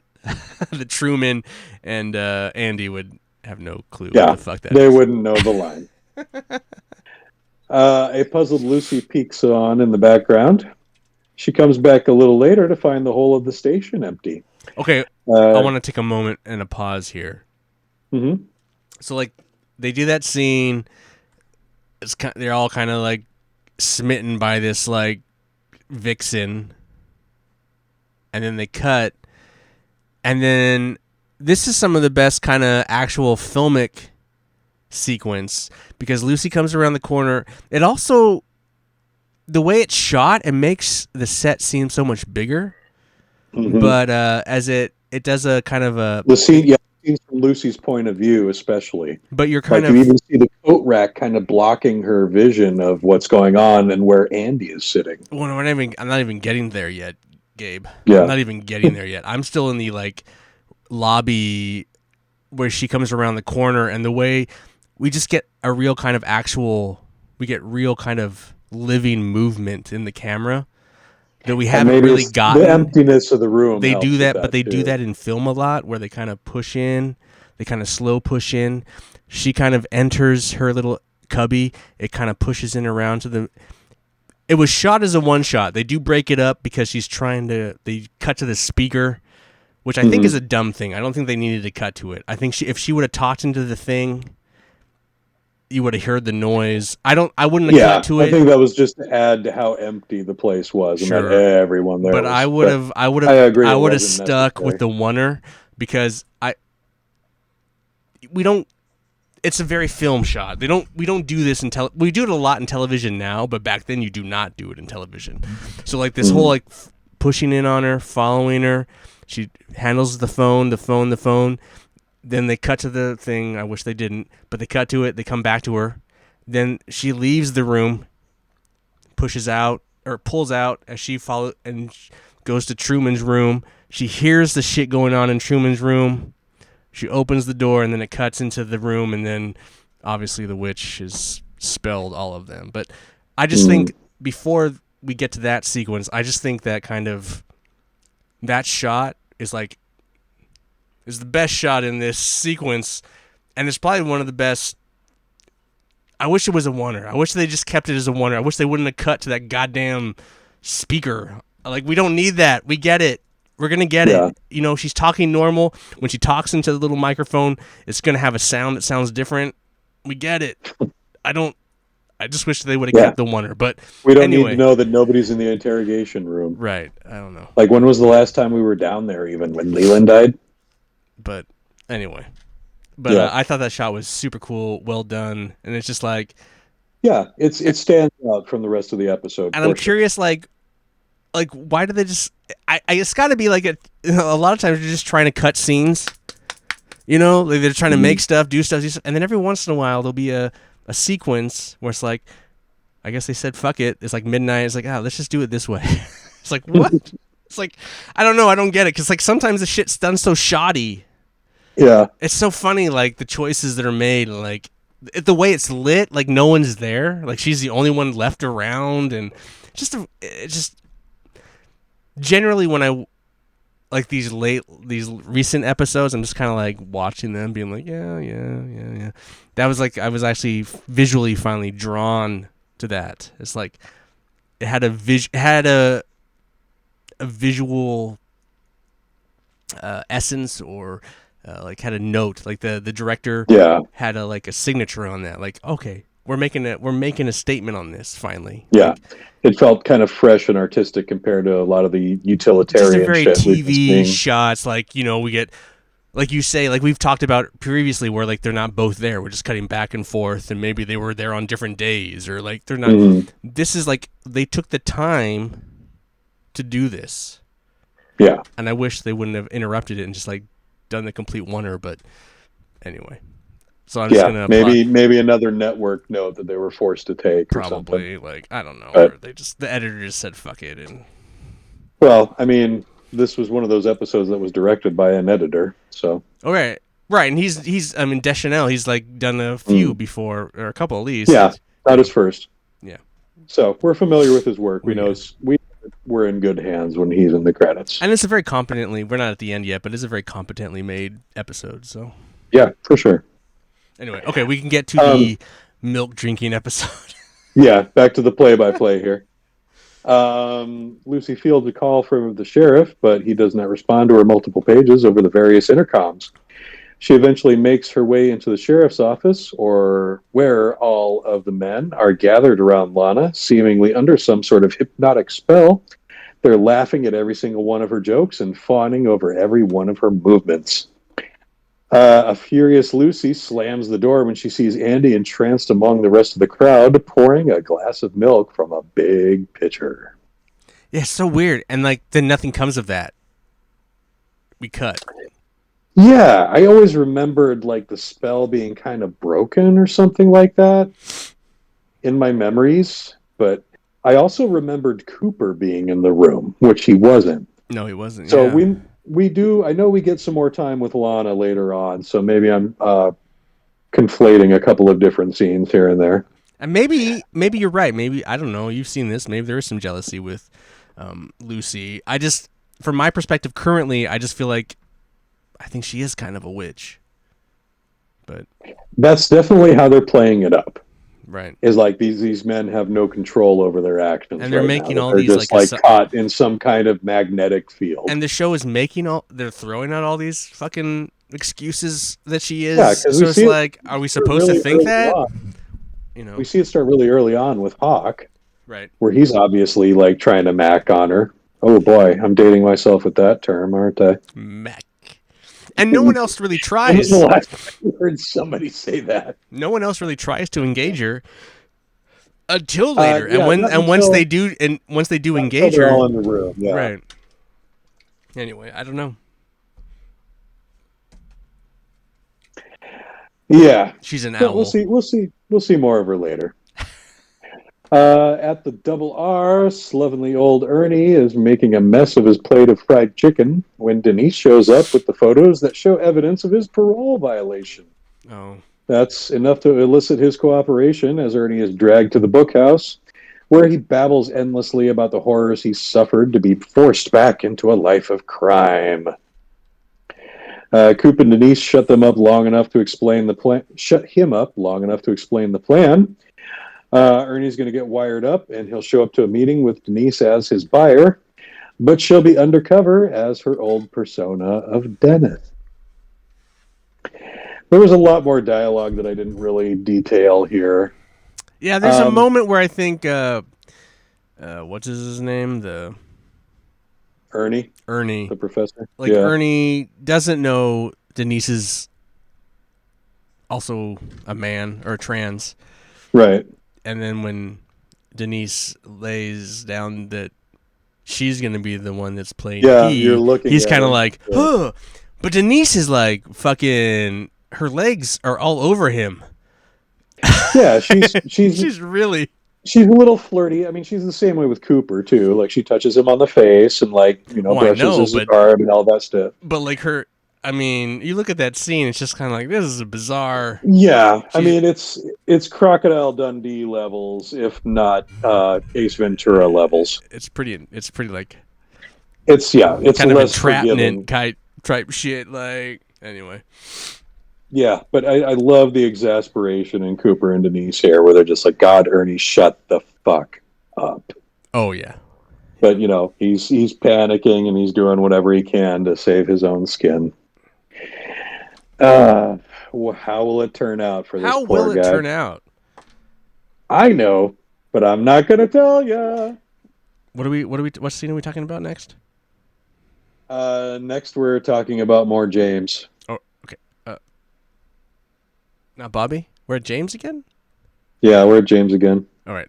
Because I don't care. I gotta take a really bad piss. So you go talk about that, and I'll be right back super fast. You're going to make me talk about James all alone? Oh, you dick. All right, folks. Get ready for the hate show.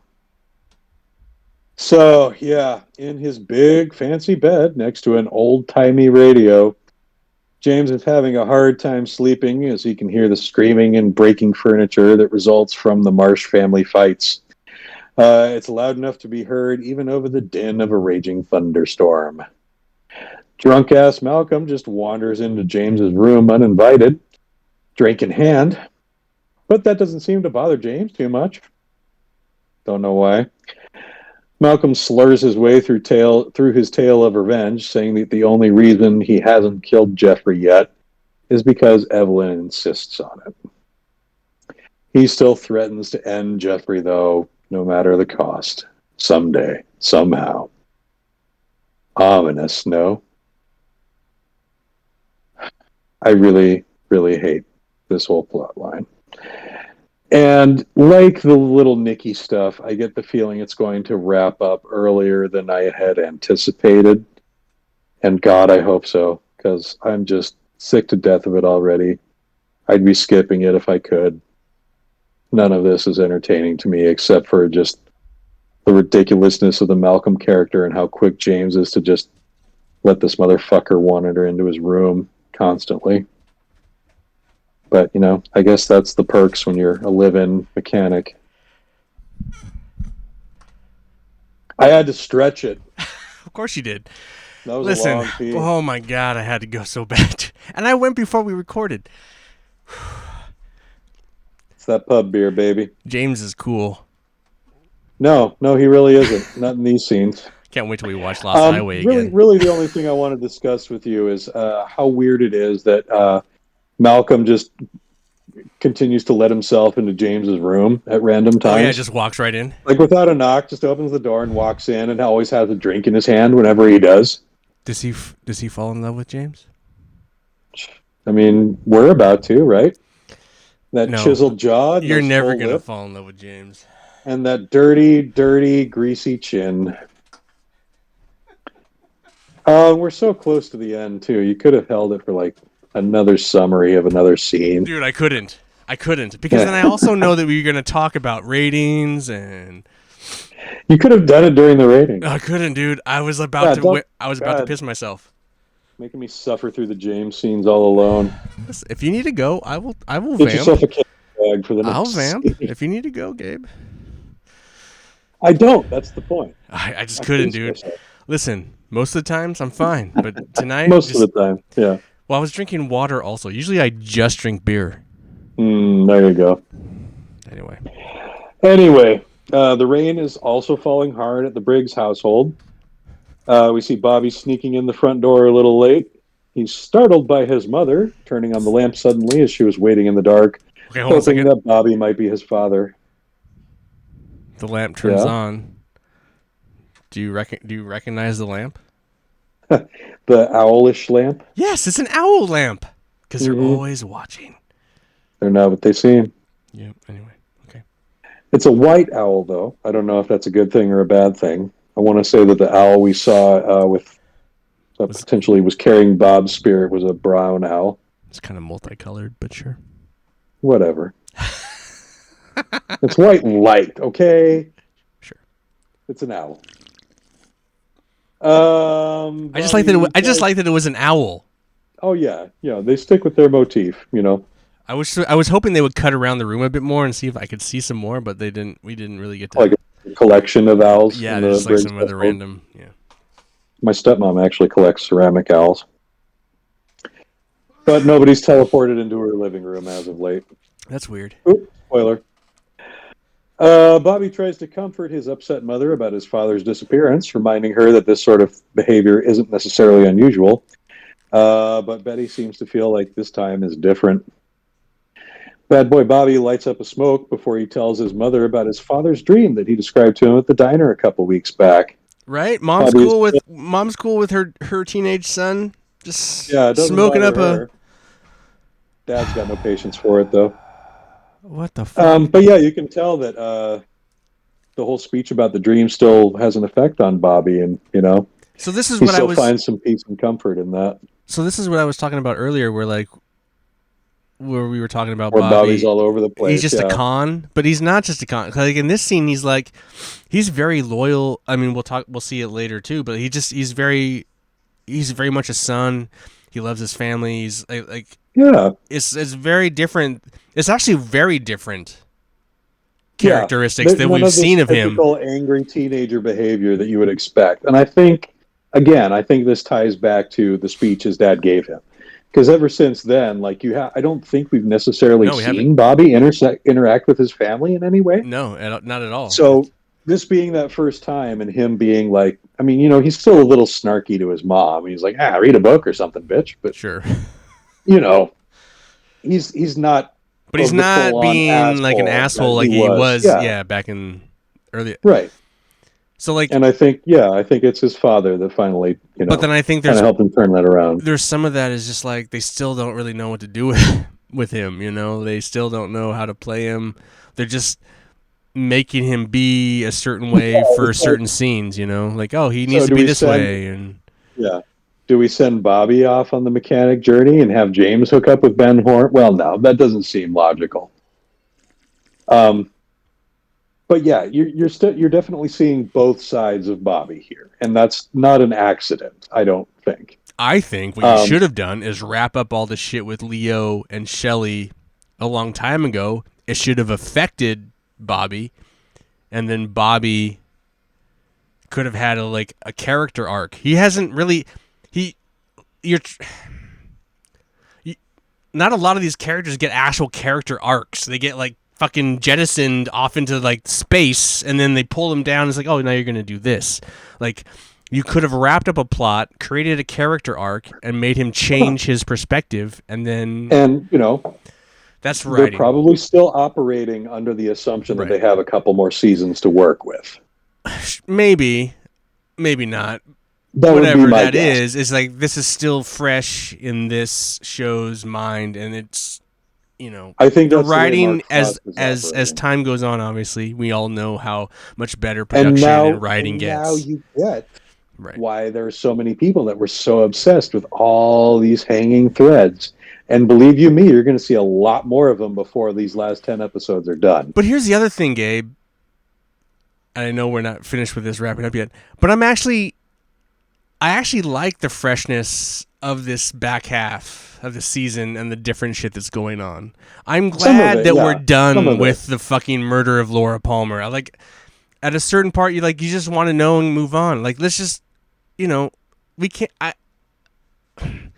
I get that they lost what they were doing because that's what Lynch wanted, but at the same time, it's wrap that shit up. Learn, the studio's not wrong. Wrap that shit up. Let's do some new shit. Right. It's easy to drag out that kind of mystery. Just wrapping up Laura Palmer wasn't the thing they needed to do. They needed to wrap up a lot of things and move on, and they didn't. And that's the problem with the show. Yeah. Not the fact that they wrapped up who killed Laura Palmer early. The fact that they failed to wrap up some other shit, so then we're stuck with this fucking plots that are just being drug out into nowhere, So that's my opinion, and maybe that's a hot take, but that's where I'm going to put it down. Because I don't mind this whole thing with Coop getting in trouble. I think that's cool. I like that. No, it makes I'm just tired of Shelley and Leo. You got to have good stuff for him to do. But there are certain dynamics that have definitely played out, and we're going to see some of them change in the coming weeks. You don't have too long to wait for a lot of that. So. Or we should have got Leo back up and alive, and Leo should have been wrapped up in the drug stuff in this part right now. That Shelley, Leo, Bobby dynamic should have been wrapped up earlier so that Leo is alive again, walking around and wrapped up in this photo, That's how you, I don't know, as a writer's mind, you got to be thinking well, if we're going to wrap up the Laura shit, we got to wrap up some other shit. You are jumping the gun on some things Okay, well here. that's I'll fine, say. but it should have wrapped But up like you said, earlier. yeah, there's some stuff. There are definitely pacing issues this season Hmm. that are easy to recognize. Okay, just as long as I'm not wrong. No, I'm just kidding, no, I agree, listeners. I'm wrong a lot of the times. but not about this. You're not. Okay. Okay, we can wrap this up because I like this Yeah, scene. Actually, I like this scene a lot. This is like my favorite. this is a very well played scene. Yeah, it gives you an idea of the importance of Major Garland as a character. And I knew he was coming back. You could tell, Oh obviously, he yeah, was yeah, coming yeah, back in this scene. It's just a wild, like, kind of funny scene, but cool. yeah. Um, Bobby and Betty continue to exchange happy stories about Garland until the lights suddenly go out, and then they notice that the Major has just as suddenly reappeared right in the middle of the living room, dressed in his best Amelia Earhart cosplay. It's like fucking he like time traveled or some shit. Right? Yeah. If they hadn't brought up the pilot thing earlier, that would have made no sense at all. He asks his son to put out the cigarette and fix him a stiff drink while he embraces his wife, who asks him if everything is all right. The Major's reply is, "No, dear, not exactly. Roll thunder, roll credits." This is the David Lynch film I need. Major Briggs, I'm time traveling, fighting crime, space right. aliens, whatever he's doing in this thing that we're never going to see. That's the movie I want to watch. Yeah, there are some bits of Major Briggs' story I know are filled in by the supplemental literature, which I still have not yet done a deep dive on. I've kind of started the first part of the Secret History of Twin Peaks, which, from what I understand, is mostly about the Milford brothers. But it also includes like what are supposed to be documents from the Lewis and Clark expeditions Okay. Okay. that discuss some spoiler related stuff in the forest that I can't bring up here just yet. Fine. But they mention owls a lot. Oh, interesting. I laughed at the end of the summary here because in my notes, what it actually says is roll thunder, Alexa, stop timer, roll credit. I just think it's cool. I mean, I guess we're meant to believe that he's time traveling, right? Well, I mean, he does say, like, all he knows is he No, feels like he's been gone less time than he actually has. but he's also wearing not of the period. You know, he's wearing like I saw when you see that, it's like we know he's a pilot now from this episode. He was in the Air Force, obviously, and yeah, but but he's that's not wearing some 90s fucking Air Force. Wright brothers bullshit here. It's like, you know, I don't know. It's interesting. It's interesting. And then if we're done with that, I'm still. It's interesting, like how last week's episode they ended on the credits of the Horn film, right? Mm-hmm. I think that would have been a good time to like. Why still use Laura's photo as the credits? I think I might have mentioned this earlier, but like other the only other credit sequences that have something other than Laura's picture are the ones that are directed by Lynch. It's weird that this literally every other director is like they use this, except for last week's. Except for last week's, Dwayne Dunham got away with one. But like, I feel like they should. But that's the only one that's not Lynch. But they should still change it because like the Laura thing is over. Like I don't. Is the Laura thing over? Please let the Laura thing be over. It's not over. Thanks, Gabe. It's God. The triplet asshole's gonna walk in and it's Laura and roll credits and that's the finale and it's just like God damn it. I mean, for all practical purposes. Do we really need that actress back? No.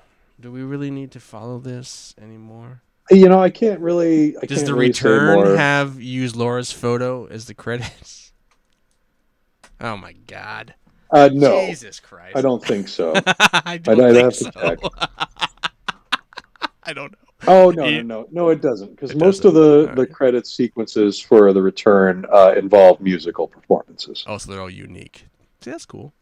Generally, not all of them, but most of them. I would just like I would have ended every episode roll credits just James just sitting there in that chair with Just you just James, just thinking. and I. Yeah, anyway.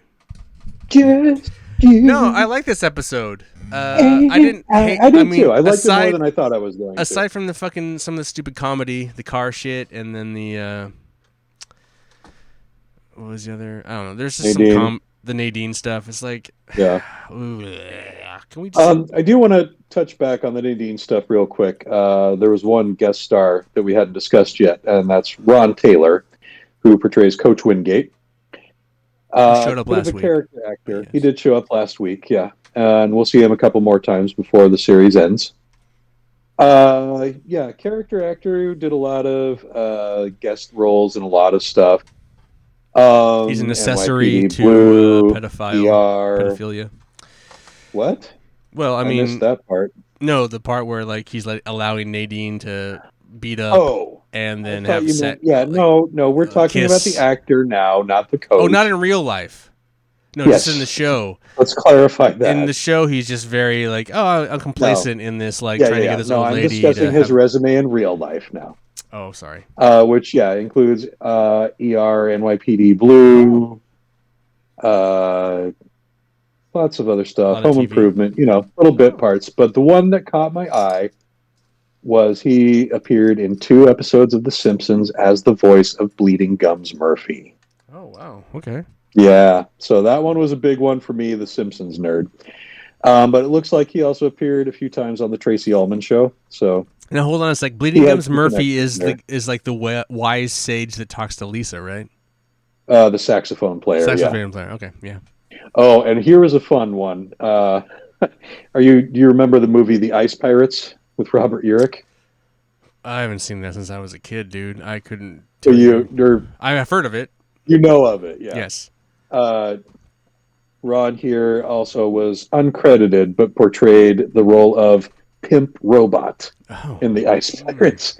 And I know exactly what one they're talking about because I remember the scene where the one black guy on the crew rebuilds the robot to do like funky dances as it's fighting. Some white Hollywood producer said... I kind of want to go back. I haven't seen that. I should watch that. I haven't seen that. Yeah. We're going to do our 80s double feature of the Ice Pirates and the Golden Child. Oh, yeah. That's an interesting double feature. Yeah, sounds like kind of drive-in fodder that I'd see as a kid. Dude, I remember seeing The Karate Kid Part 2 backed with Predator as a double feature at the drive-in when I was a kid. Oh, I never saw that. I saw. It was always like the early movie was always the PG, and the late movie was always the R. The only 2 drive-in movies I ever saw, in Oregon City, when we lived in Oregon City, there was still the Oregon City Drive-In, and we saw Black Cauldron, and then Silverado. Oh wow! So like, they took us as kids to watch Black Cauldron, the Disney film, and then we passed out. I mean, I remember kind of being awake for parts of Silverado. Yeah, that was always the. But that was the adult. I mean, I don't think that movie's rated R. I think it's just the adult film that the kids watched the one. And anyway, and then way later in my high school years, I think we graduated. Justin and Mark and I, we went out to Woodburn because that's where Justin was living at the time. We went and saw a double feature, Twister and the Rock. Yeah, that was good times. Anyway. That one's solid, yeah. I think I remember seeing Event Horizon at the drive-in. And this was after I had graduated as well, because I was a smoker at this point. But I thought that was the best part of the night, is that I could just go out and have a smoke and continue to watch the movie and not miss any of it. Mark had a truck, so like he just rolled the windows down and opened the doors. And most people are just open anyway. We're just like laying in the bed of the truck watching. This is like later because like we had seen Twister in the theater and we had seen Rock in the theater. So like the drive-in was basically a second run theater, basically. Yeah, pretty much. Anyway, but yeah, there's some. Oh no, I saw. That's not true. If I take it way back, I did see Return of the Jedi in the drive-in when it released. At the drive-in, wow. Yeah, way back in the Interesting. Day. Yeah, I never saw any other Star Wars in the theater, but I did see Return of the Jedi at a drive-in. Nice. Well, we veered off a little bit into our post-show banner here, folks. David Lynch, he did Dune. I never saw Dune in the theater. No, me neither. So yeah, this week's episode written by Peyton and Engels. Yep. Essentially, this one is the writer's room. Gets credit for that one. As we mentioned earlier, directed by Caleb Deschanel. It's like his third I'm or not fourth sure. one. I want to say this is his third. I'm not entirely sure if this is his last one. I'm looking that up now. This is Zoe's dad, right? This is Zoe and Emily's dad. We've mentioned that a couple times, I believe, on the show before. At I think least. so. And also, maybe it is his third. his wife, their mom, is Eileen Hayward, Donna's mom, on the series as well. This is his third and final episode as director. That's a good episode. It is. He's gone out with a bang here. So Anything thanks for the good work, Caleb. Anything that sucked was the writer's faults, and that was Right. the unnecessary, stupid-ass comedy. Yeah, we're going to blame them. Not a lot of trivia to mention that came up. The Log Lady intro was really, really weird, this one. Oh, really? Yeah, it's just something about a dog. It ate my garden, much earth. It ate so much earth that it died. Oh, because the dead dog farms. I guess. Oh, I'm just putting that together now. That makes sense. Shit. It's all right, Gabe. It mentions that the poem Pete recites from is a drinking song by Yeats. And that... Yeah. No. The Yeats is the poem, and then the other thing is the limerick. He starts to do a limerick. A limerick, yeah, we don't get to hear that.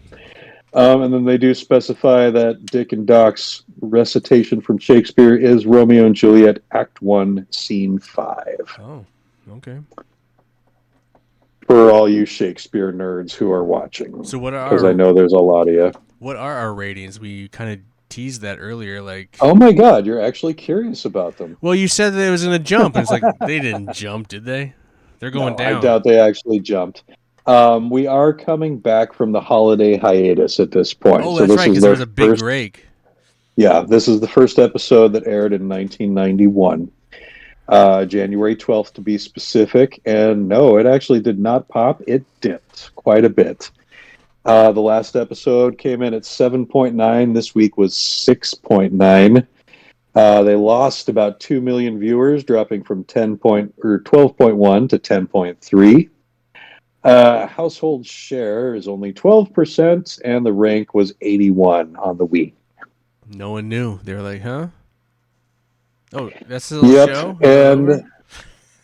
And that is the highest the ratings would be for the rest of the series. Even with Lynch coming back. Even with Lynch coming back, the finale only pulled a 6.7. Whew.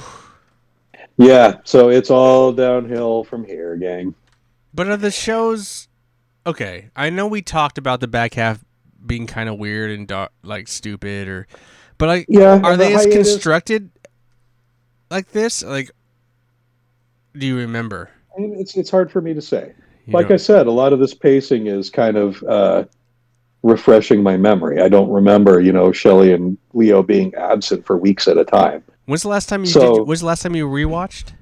The original series? This back half of this. Probably right before The Return aired, which would have been 2017.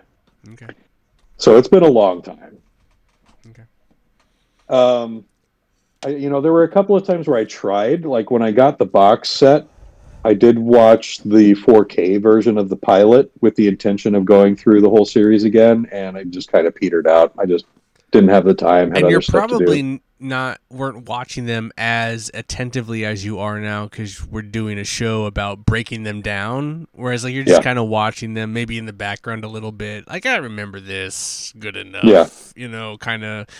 Whereas this is like we have to we're trying to catch things and. Yeah, I'm not actively scrolling on my phone during the parts I know I'm not going to like. Right.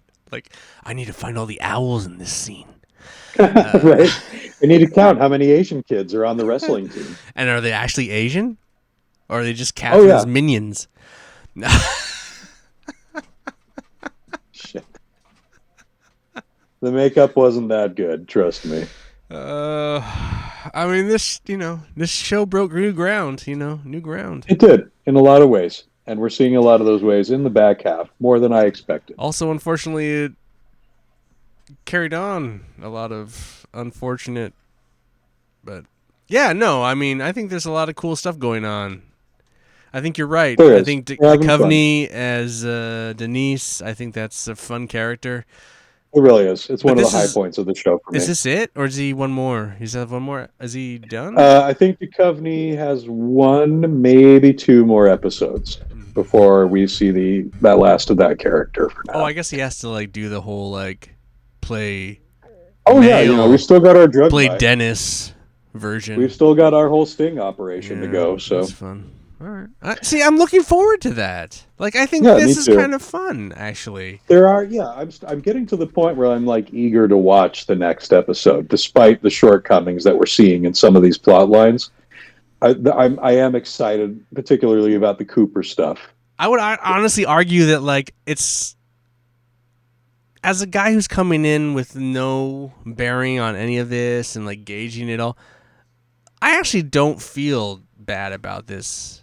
Like, I'm actually I'm still at the same level, and I feel like this is just as interesting as the Mm-hmm. front half. Like,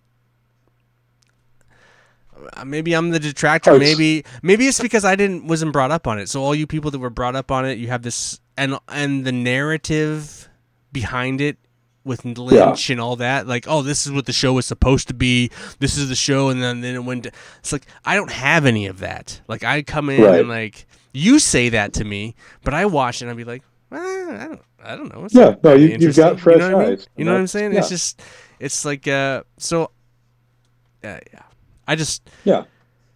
I wish it would Part have of what we wrapped love about up. the dynamic. I honestly I wish they would have wrapped up a lot more of those things and just like I said earlier, wrapped up some of that other stuff and just took bigger swings. Like say fuck it. Like maybe you don't know, maybe you do know it's your last season, but just fuck it. Like I don't know. I don't know. So Well, I'm actually excited now. Like because this was supposed to be the back half of the Dead Zone and like these last two episodes have kind of carried me like being kind of like okay, like I last week I didn't write a lot of notes. I was just kind of watching it and just being like, yeah, this is simple and yeah, and Gabe said this is going to be kind of these episodes are going to kind of suck and but tonight I wrote a fuck ton of notes. I just like, nah, I think I'm into it. yeah, I think I'm just as into it as I was at the very beginning. So like and there's some stuff. I mean, obviously some of my characters that I like Audrey, she's being kind of sidelined, but a little bit, yeah. she's still But she's yeah, trying, but they're not giving her a lot to do. It's complicated. I get it. yeah. I really think my hindsight is making the bad parts stick out more than they actually did. Especially now that I'm going through and watching it again, they don't take up as much real estate in the episode as they felt like. And maybe that's just because they drag painfully when they are on the screen. Maybe. But yeah, it's not as detrimental to the series as a whole as it felt like. There's definitely some hyperbole from me in that respect. And like, whereas last week where the James and what's her name stuff was so like, this week I didn't really mind it as much. I was just kind of like, No, we didn't see a lot between him and her other than hot tongue action, but and I was just like, whatever. Like her and her brother. It's still kind of like, why is this in the show? But it's just yeah, like, and the fact that they rely on it, like they cut back to it a lot. Like it's funny that they keep using that when they could be doing so much other stuff. Like yeah, because this doesn't. I mean, obviously, I don't know. You probably can answer yeah. this. I This do. I obviously wonder if must they had. wrap back into it somehow. Because if it doesn't, then like, what is the? And you're gonna be like, oh, it doesn't, Ian. Well, like It has nothing to do with the show at all. All right, never mind. You don't have to answer it. again, I can't really Yeah, say more without delving into spoiler territory. So we'll leave it there. we're so close. What do We're we? close.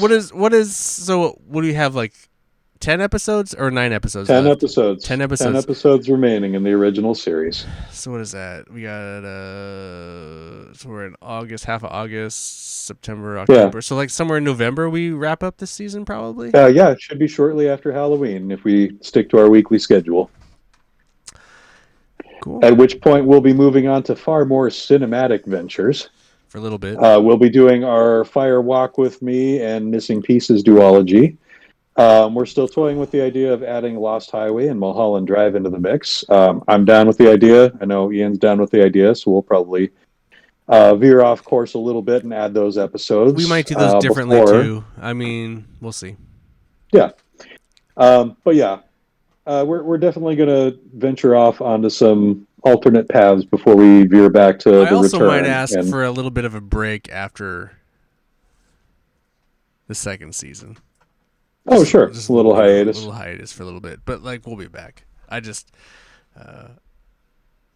Christmas is going to be coming and...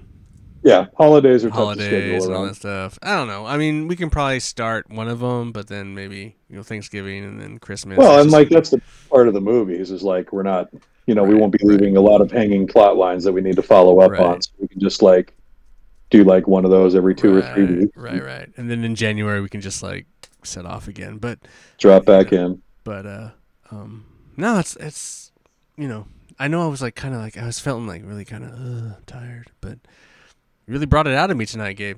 I did. 2 hours and 16 minutes. Yeah, that's we recorded 2 hours, but yeah, I was gonna say that's we've been streaming for 2 hours and 20 minutes about. But yeah, I expected this one to be another one that ran closer to 90. Yeah, but yeah, we found enough in here to. Some meaty stuff to sink our teeth into and have a good time with. So hope you all enjoyed it as well. If you did, be sure to click that like button, subscribe, share with all your friends, leave comments, visit us at YouTube, at Spotify, at Audible.